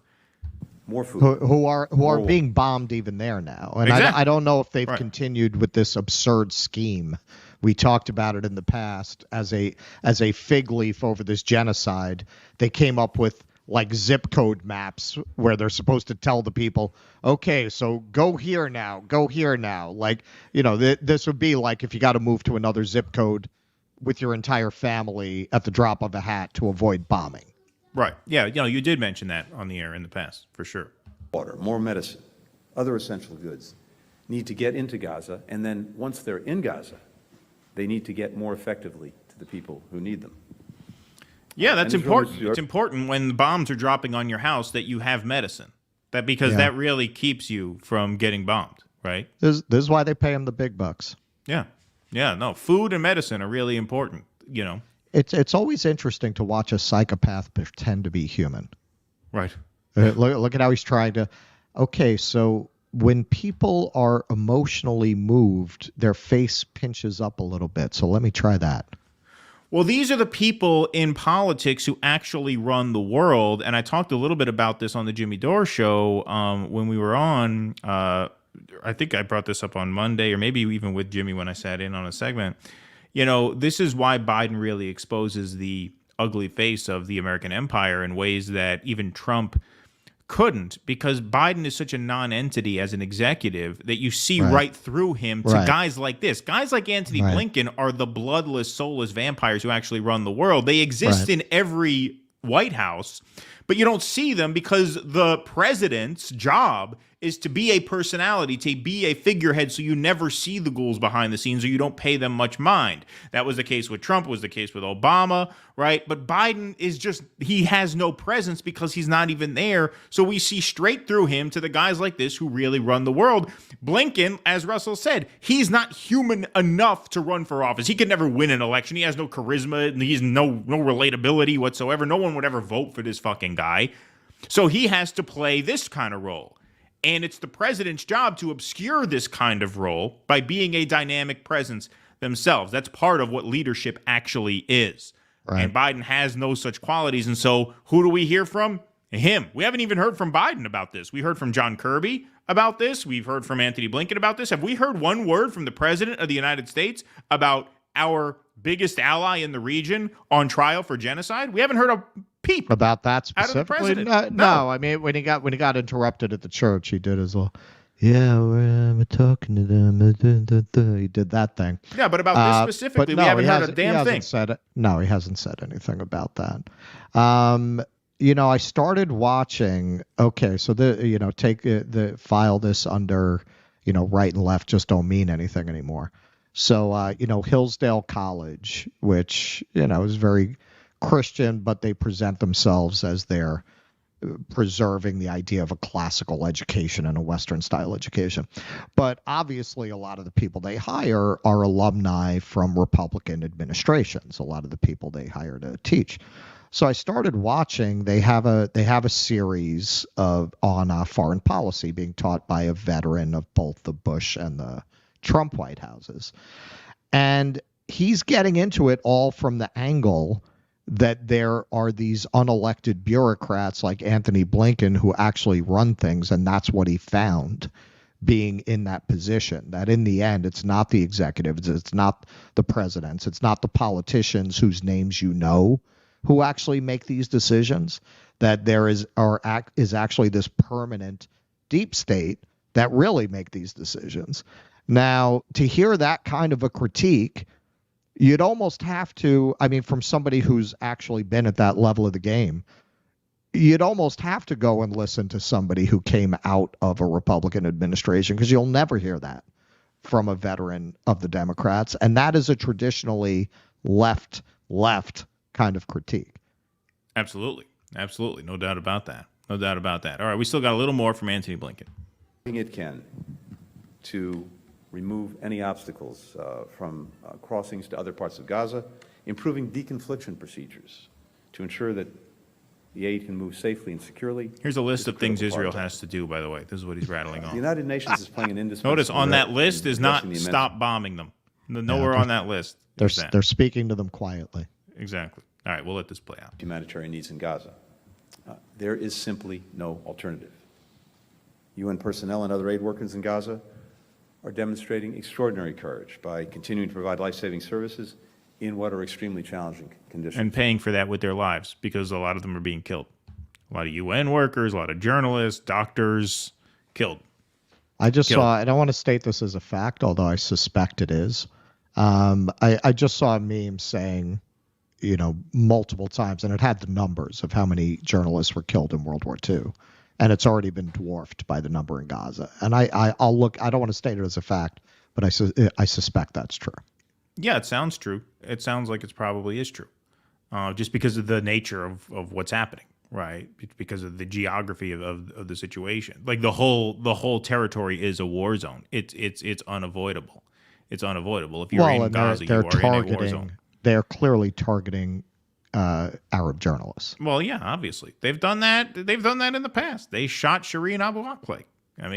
Even before, even in between these explosions of violence, they've done that. Indeed.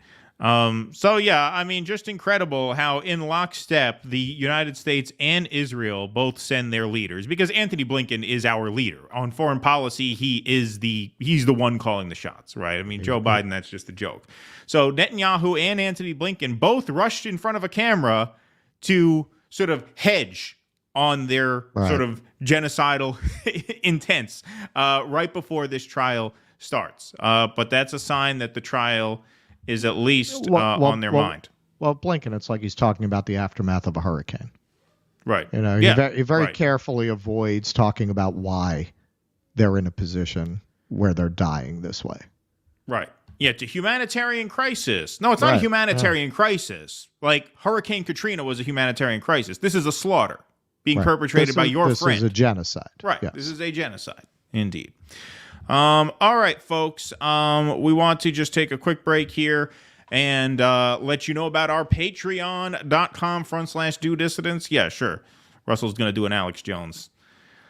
You can go to patreon.com/do dissidents and help support this program. Patreon members get their name up in lights here on the patron scroll. You also get call-in access to our post-show Sunday evening question and answer shows. Those are over on Rumble, and you get access to 2 members-only shows per month. We do 2 full-length live streams. Those are interactive, so you have call-in access to those as well.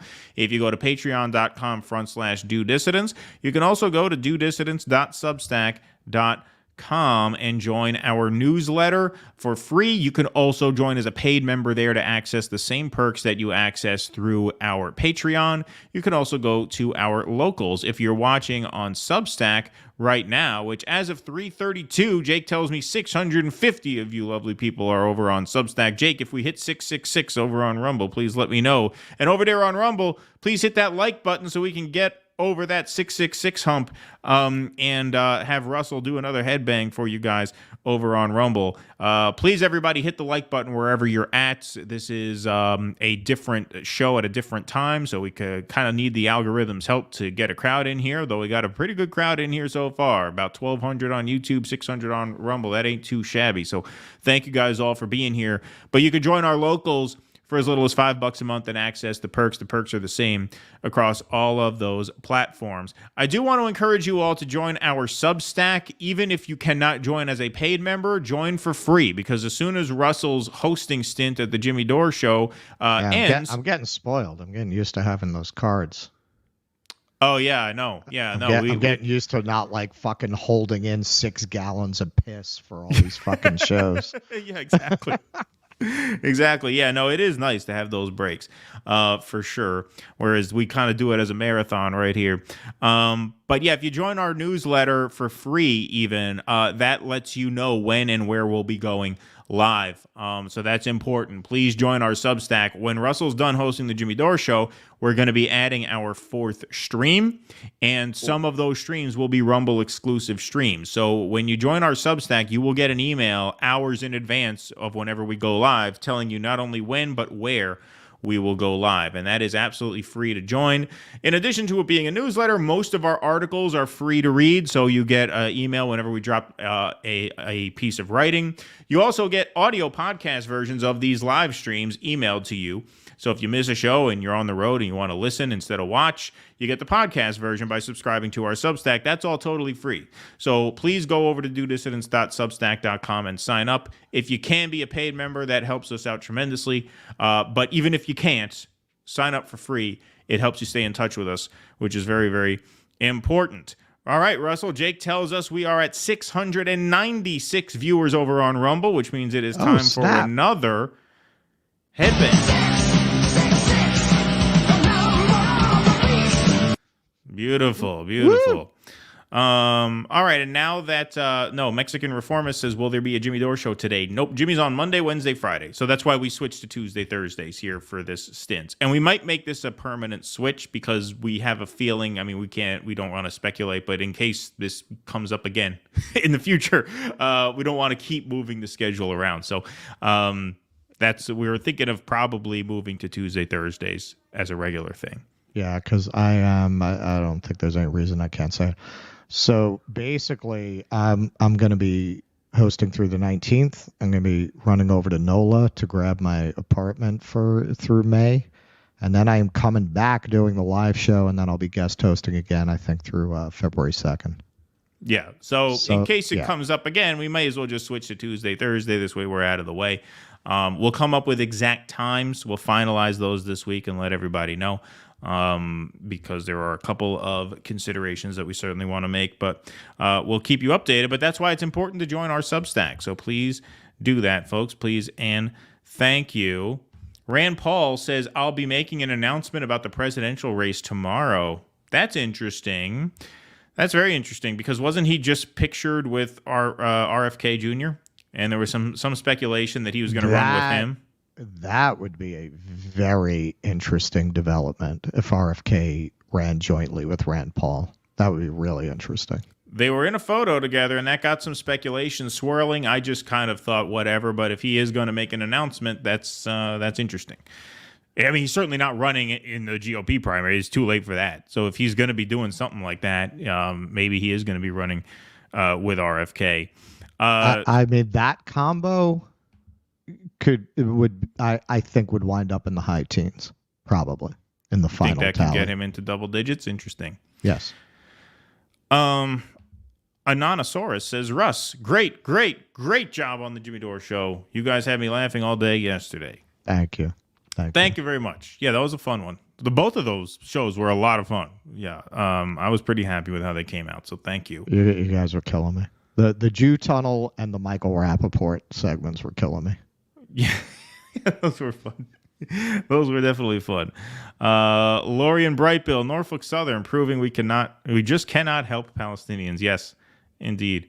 You know what used to happen? I used to put the word Palestine in those segments, and they would get flagged. They would get demonetized and all this shit. And I'm like, it's East Palestine, but it doesn't matter. It's brutal. It's brutal. Okay. Here we go. Let's see what we got in terms of Rumble rants. Scorpionic Sag. CJ at RBN is also a Sagittarius. Oh, I did not know that. I didn't know that. Nice to know. Oh, is it? Thank you.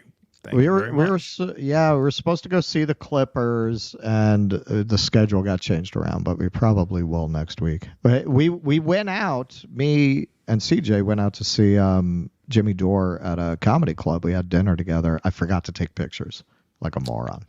Yeah. Well, you'll see him again, right? That's why you need one of those. You know those people who are like, they take pictures of every moment of life. Right. I can't be that person, but it is convenient having one of those around. Right. Yeah, indeed. Like, I have almost no pictures of my late 20s because I'm not that guy. Right. All right, we'll move on. Folks, we showed this video in a previous segment, but I think it's necessary to show at least some of it again because of what we have to contrast it with. You'll get where I'm going with this. There's an extraordinary feature in this case, that Israel's political leaders, military commanders, and persons holding official positions have systematically and in explicit terms declared their genocidal intent. Okay, so that is, once again, Tembeka Nukatobi. There's another clip, if you're watching the clip version of this, where we play that in its entirety. But I think it's very important to contrast the sort of moral and intellectual clarity and intelligence and integrity of a guy like that with this fucking guy who made his voice known at an event in advance of this trial. Okay, and he has something to say about South Africa. Now, I tweeted out something about John Fetterman, which got suppressed by Twitter because I was too mean. And so we can't tell you what I said, because if it was too hot for Twitter, it's certainly too hot for East Berlin. So I won't say that. I won't be that mean to him. I think these words speak for themselves. So let's hear from... Exactly. Yeah, there we go. That puts it in a way that we don't have to say it. There you go. Good call. There you go. Yeah. See, that's a perfect example of using art and satire to make our point without having to make it so explicitly as to get ourselves in trouble. Here's John Fetterman saying, who is South Africa to speak their minds about this? Yeah, that's how Groucho Marx rolled. You know, Jimmy is a big Groucho Marx fan, as am I. If you go back and you watch those old Marx Brothers things, he's making jokes that would still be considered dirty, but he's doing them in a way that the censors didn't catch it. Yeah, exactly. So good call on Russell for that. Here's John Fetterman saying, who is South Africa to talk about apartheid? He didn't say that exactly, but the thrust of it. Really, the brain trust of the Commonwealth of Pennsylvania, everybody, John Fetterman. Who are they really fighting? It's a group of cowards. They hide in tunnels. They hide behind civilians. We're not talking about They Crown attack, Heights. kill, and mutilate children, women, and they do that? Stop talking about proportion on that. They shot their best shot on October 7th, and they would have taken more lives if they couldn't do that, but they couldn't do it. And now let's also talk about that. Now we're talking about genocide, and now South Africa is bringing that kind of a trial. Maybe South Africa being ought to sit this one out when they're talking about criticizing. Sit it out. Okay, this, like I said, going to be nice. We just got off of our probation. We just had our warning expire. Well, doesn't that mean we have some credit in the bank to go for it, Keaton? No, it does not, my friend. I apologize. No. This stubborn and ignorant man, see? Being very diplomatic, this very stubborn and very ignorant man came out and said this on the eve of this genocide trial. Benjamin Netanyahu was smart enough to actually moderate his tone in advance of the trial.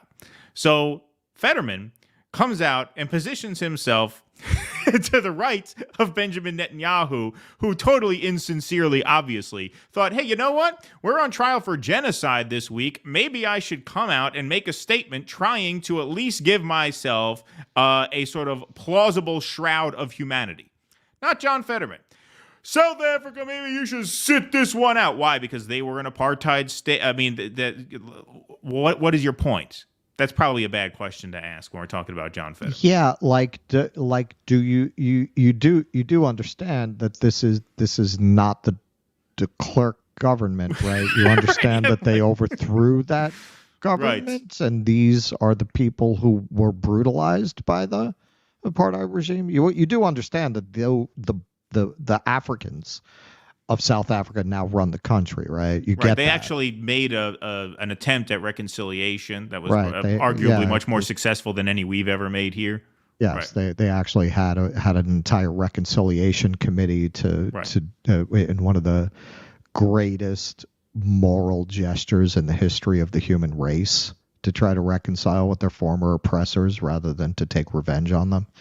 So that I guess Brainy over there missed that part because that is absolutely batshit. That's batshit. It's so batshit. It's one more for the list of what if a Republican said it? What if a Republican said maybe South Africa should sit out the trial about apartheid? Come on, man. And this is the guy, I just want to say, we did a segment about this at the time. If you remember, all the PMC commentators, the fucking Majority Report, the Young Turks, John Itarola, who should be fucking, working at a fucking Cinnabon. I don't know what the fuck he's doing, commenting on politics, that fucking dipshit. Should be rolling the Auntie Anne's pretzels in the cinnamon sugar. I'm going to blow your mind right now. I'm going to blow your mind. There are people who can't hear, who can't see. That's right. That's exactly the same thing as somebody who's brain damaged voting on matters of national import. That's just like a physical handicap, a mental handicap for somebody in a job that involves, theoretically, not in practice, advanced mental processing, because certainly he's not alone in being missing parts of his brain in Congress and the Senate. Right. But they all told us we had to vote for this progressive candidate, and a lot of us, not just the stroke, not just the brain damage, looked at some of what he had said and some of his record and said, he's not that fucking progressive either. No. Who gives a shit? Let the crudité guy come in there. At least there will be good catering. Right, exactly. This is the guy who chased down a black jogger, never really apologized for that in a way that made any sense. I don't even remember if he attempted to. He probably did. I would imagine he tried to smooth that over.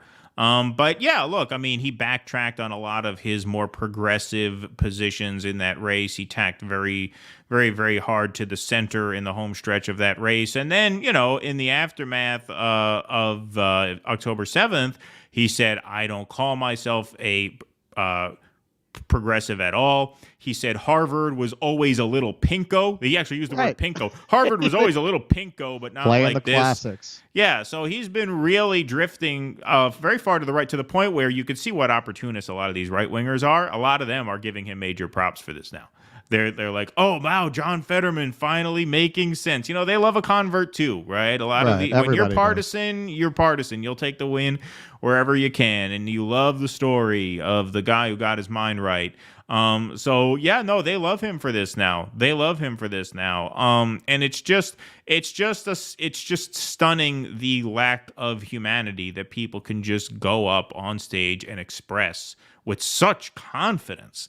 Such unbelievable confidence. This is why I said there's a very strong, racist component to this. Like I said at the very beginning of this, when this first broke out, I said it's gonna feel a lot like Atticus Finch when he was making his case. Advocating for Gaza is gonna feel exactly like Atticus Finch felt, which is that he has to fight this fight because it's the right fight to fight, but he knows he's not going to win because there's just too much power aligned behind the opposition.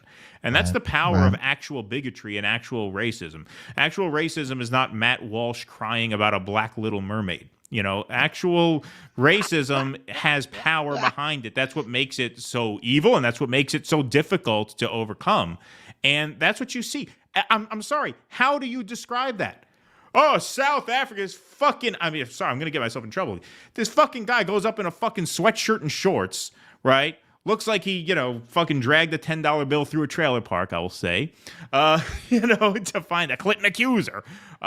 He comes up there and says, who has said maybe South Africa should keep their mouth shut? The unbelievable ignorance of that. The unbelievable ignorance of just how bigoted that comes off is just astounding. It's just fucking astounding. It's amazing. Well, as the conservatives often say, rightly so, it's okay when we do it. Right. Right. You can get away with anything as long as you're a Democrat, because the media that amplifies these statements and incidents don't amplify it. On my news feed, I was wondering if that would be the case. On my, the Apple news feed, not a word about the ICJ. Not a word about it. No articles about it. Not even buried deep. Nothing about it. And on X, it was trending big time. 150,000 tweets on X about this. Of course, of course. And this is the battle of our times, because when you see more avenues where people are able to express their tastes and their freedom of choice, you see that how disconnected they are from the gatekeepers. That's why on YouTube channels like ours, hey man, we feel very blessed, but the algorithm is definitely working against you. That's all of these channels that started before they made that change to amplify CNN and MSNBC. Those channels used to get couple thousand views when they would drop a video. Now, because the algo pushes them out and doesn't push out independent news, it's much more of a slog, and those authoritative news sources, they get visibility that they cannot get organically because they suck. Nobody wants to look at that. Right, exactly. I have a Mac, so I scroll through the Apple News app every once in a while when we feel like we don't have enough stories, which is rare. Right, but now that we're doing the Jimmy Dore show, we're doing double the amount of stories. So I'm fishing around for stuff. I look at the Apple News. I'm like, I don't give a shit about any of this. Who cares about any of this? 9 out of 10 stories are stuff I couldn't possibly care less about. It's like that's the news that they're feeding people. Yeah. I had a story on my news feed about how neutering cats and then releasing them has backfired. I assume the angle is going to be they're killing too many birds. If you give those birds half a chance, they'd kill you and everyone you ever loved. Yeah. You go, cats. Go, cats. Fuck those birds. Fuck them birds. Fuck them birds. All right, let's go to a few super chats here. Sashimi Seductions, watching True Romance now based on your top rom-com list. Well, that's a romance. That's a dissident romance, not a comedy.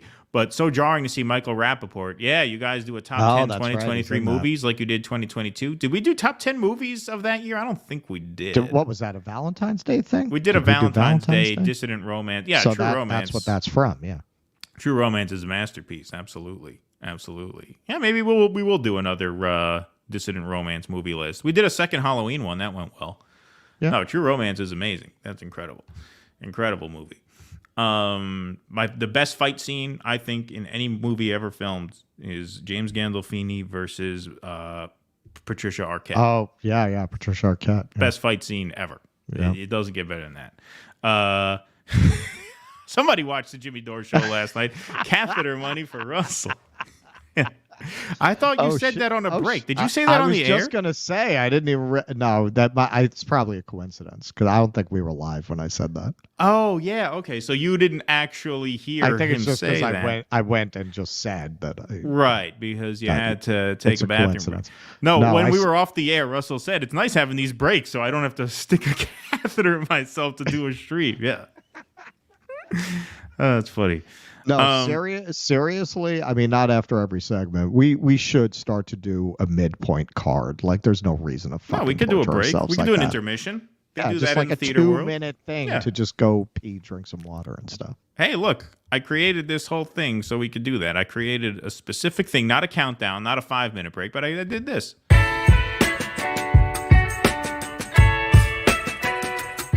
Last 4.5 minutes. So, yeah, we could do intermissions. Why not? People like the music. Well, somebody's saying here, I guess we were live and we didn't realize it.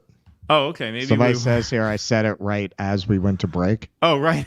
Okay, right. As you went. That makes sense. All right. Okay. All right. All right, folks. We got 2 more segments to do here.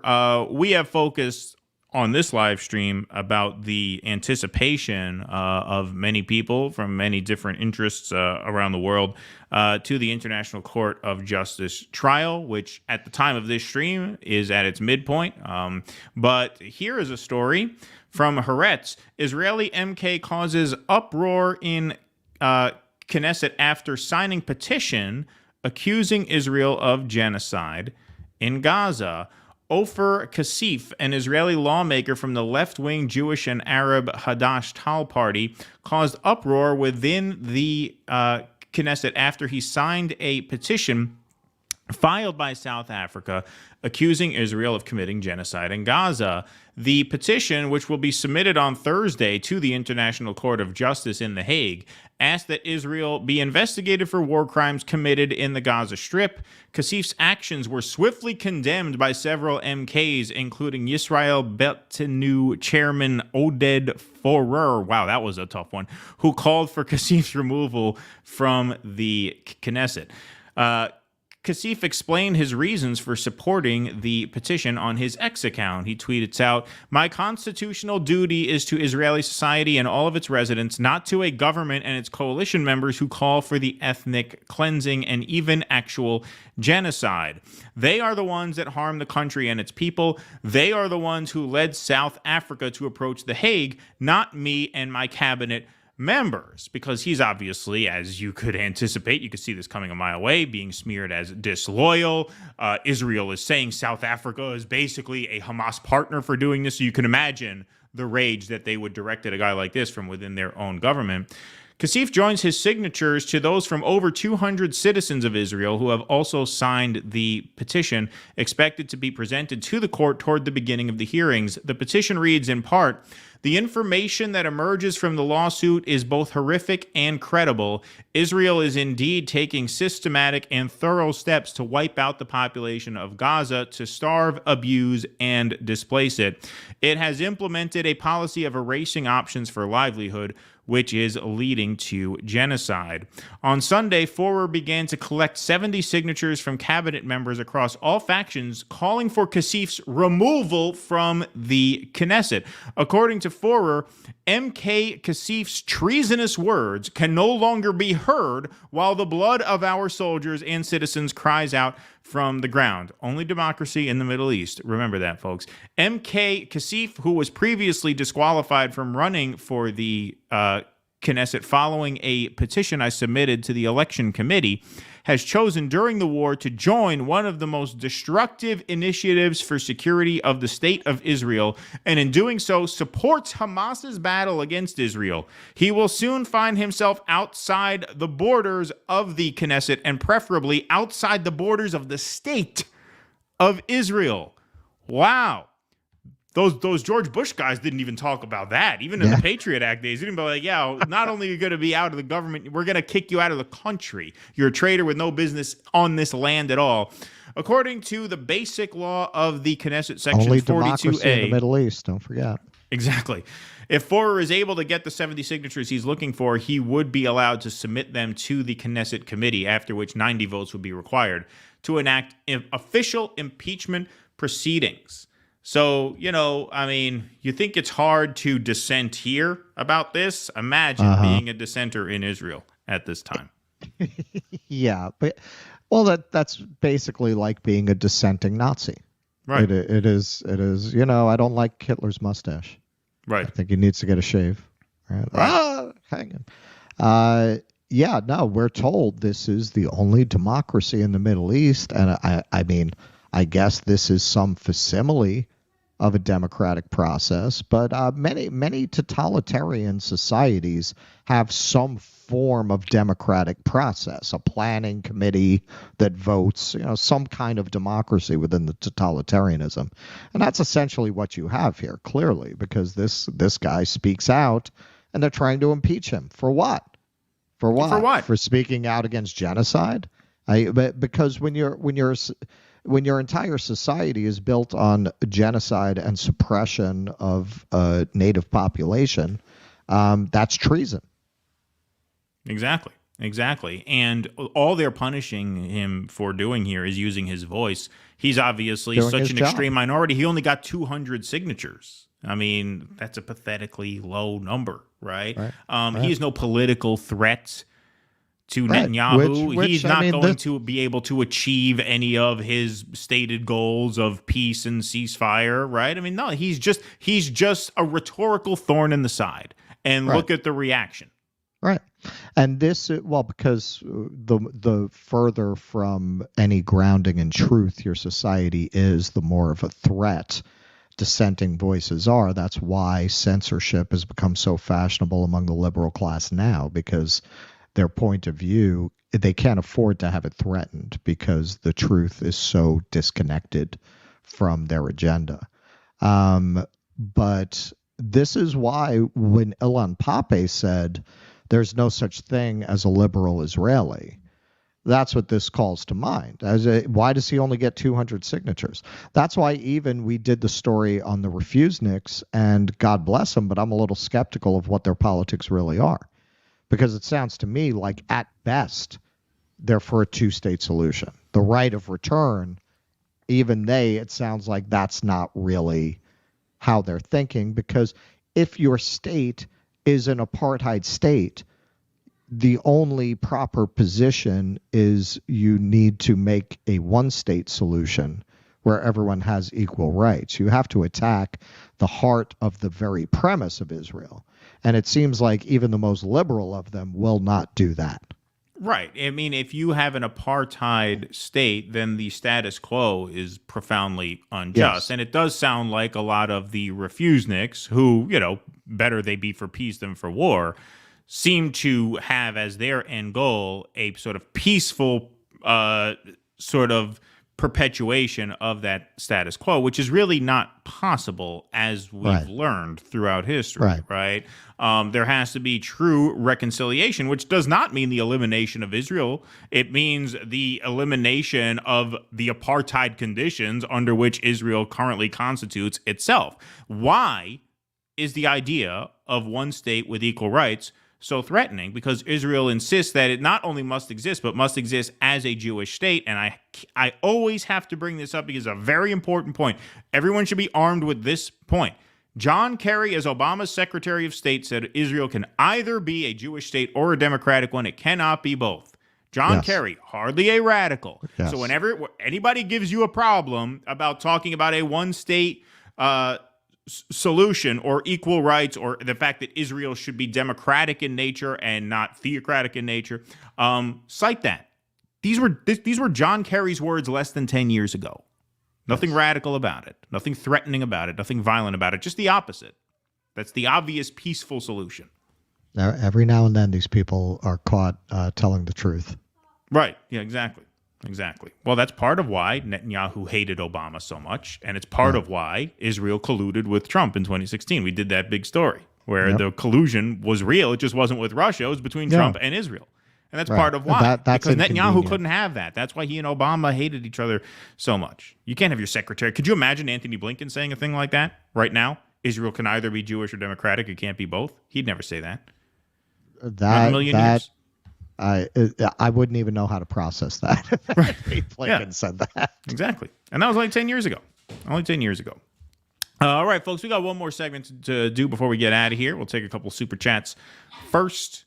If you're over on Rumble, Jake took a little card break himself. He just let me know. So if you have any Rumble rants that Jake's got to get to, it'll just be a minute.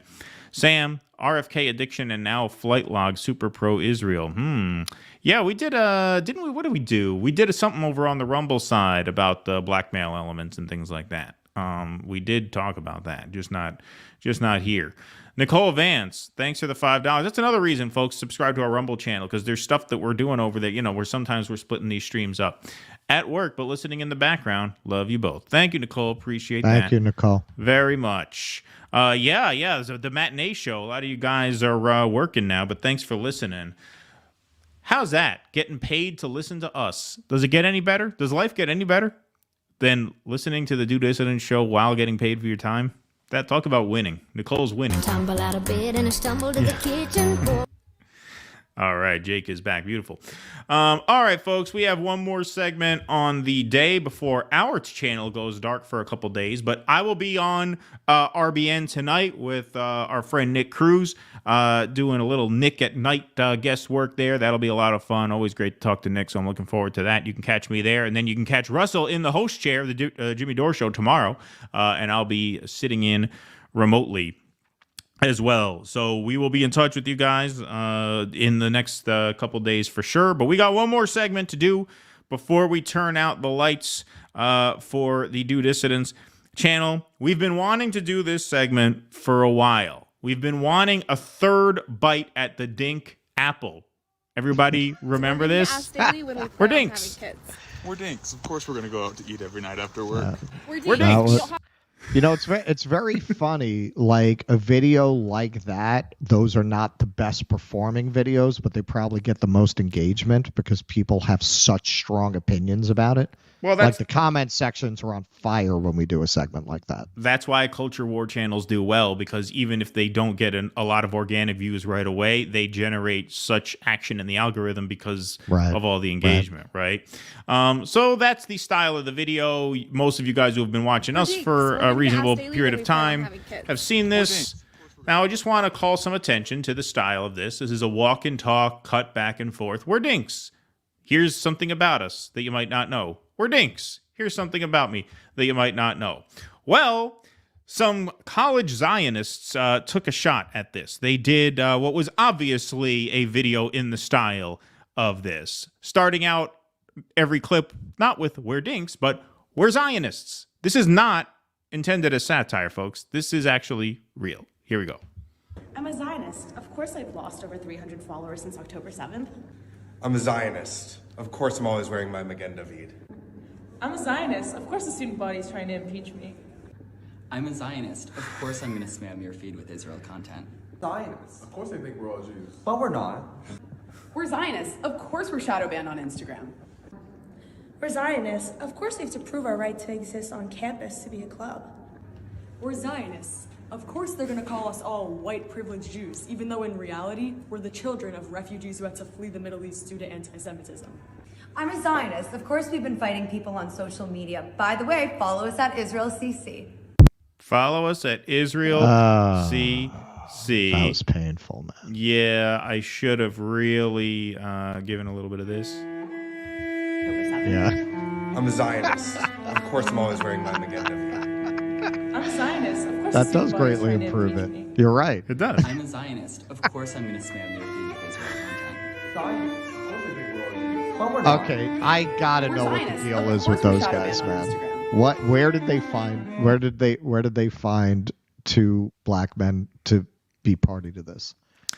I mean, these girls aren't the worst looking girls in the world, if you know what I mean. It's an opportunity to hang out with some pretty little girls. honeypot.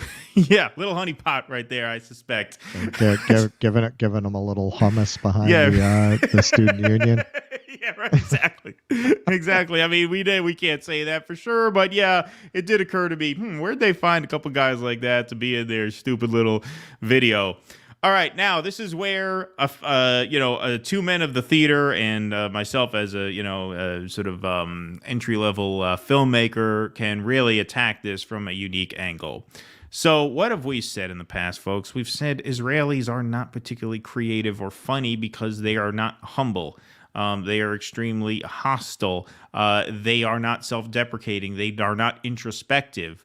All of those qualities. They're so lacking in self-awareness.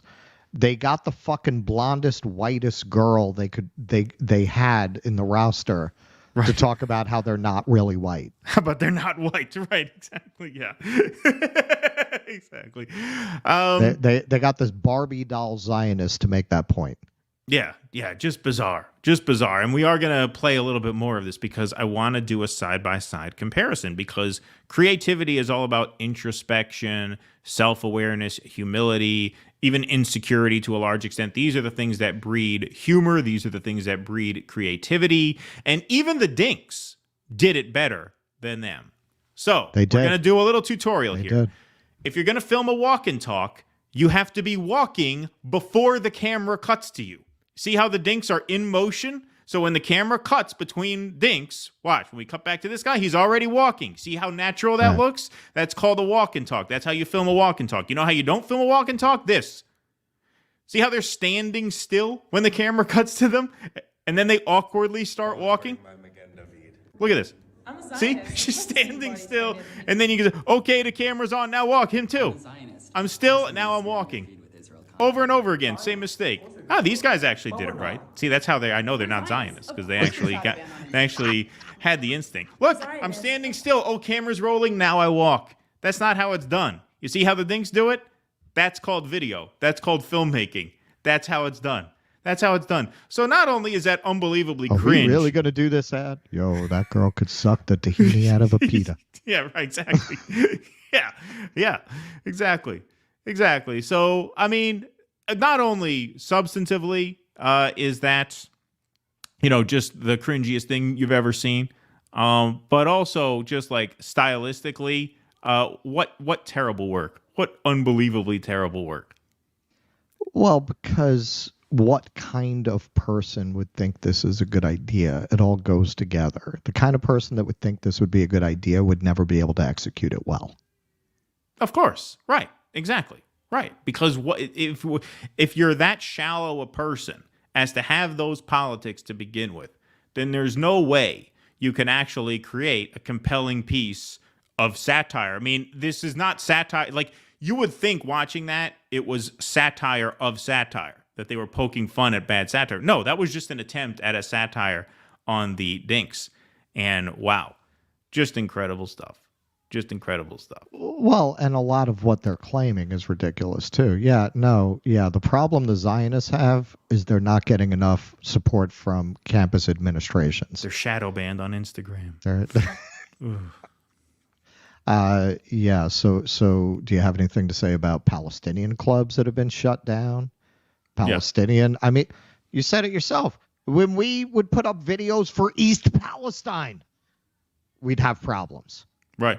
Just the word Palestine. Do you have that problem when you use the word Israel in a post? I don't think so. No. You can put the word Israel in a post all you want. And to hook this into another story that we've been sort of covering on the show, this is part of why I say Claudine Gay shouldn't have been run out of town. Because this is actually the caliber of intellect that you're dealing with on a lot of these college campuses. Like this is what it is. These are the mediocre, half-witted, totally unoriginal, totally banal, totally untalented people who ascend through those quote-unquote meritocracies called universities. This is it, folks. The great George Carlin, who has an AI comedy special out. What did he say? One of his last specials. That's what America is. Garbage in, garbage out, right? You put garbage into a system, it shoots garbage back out. Case in point, Exhibit A right there. This is why if Keaton had his way, there would be sheep grazing on the grounds of Cornell, and the buildings would be pulled down brick by brick. Right, exactly. Indeed. All right, folks, what do we got here in terms of Rumble rants? We got any, Jake? Nope, I think we're all good on that front. Got a super chat here from Derek P. Of course I'm a Zionist. What do you want me to do? Risk my trust fund? Yeah. Good one. They'll cut you off for that shit. You're right. Indeed, that's true. Alrighty, folks, that is our show. Thank you guys very much for being here today. Thanks for making special time for us on this special time.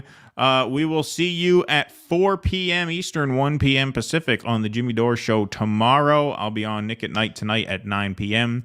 And then we will be back here on Sunday, January 14th, I believe. Yes, January 14th. At 7 o'clock p.m. Eastern Time. Russell, is that all we got? That's all we got, and this will be, I believe so. I'm not looking at the comments right now. Yeah, it looks that way. Yeah. Okay. All right. So this will be the last semi-silent singing bowl. We will lip sync it. We will Milli Vanilli it from now on. Yeah. Sound effects are coming. You know, I've heard this too. Jake, we'll have to bring this up. So people think my mic is too sharp. I don't know what that means, too sharp. It sounds fine to me when I listen back. He's a sharp guy. When I listen back, it sounds fine. I don't know. And I'm very sensitive to audio because I've done filmmaking and stuff for a while, and I've edited a lot of podcasts and stuff like that. Yeah, I don't know if it's like coming through differently because some people say, no, he sounds fine. Some people say it's too sharp. I'm not sure what that's about. Sounds fine to me. Sounds fine to me, too. I wish I said better stuff. I wish I were even smarter. But other than that, sounds fine. I can't blame the microphone for that. Alrighty, guys. Thank you very much. Thank you, Jake, for being here. How about a round of applause for Jake in the chat? Appreciate you, Jake. Thank you so much for being here today. Thank you all for being here with us. We will see you on the Jimmy Dore Show tomorrow. I'll be on Nick at Night tonight on RBN, and then back here Sunday night, 7 p.m., whenever we see you again, until we see you again, be safe and be well. Courage. I was trying so hard to get a sound out of it, I missed it. There we go. Beautiful. Thanks, everybody. Please clap.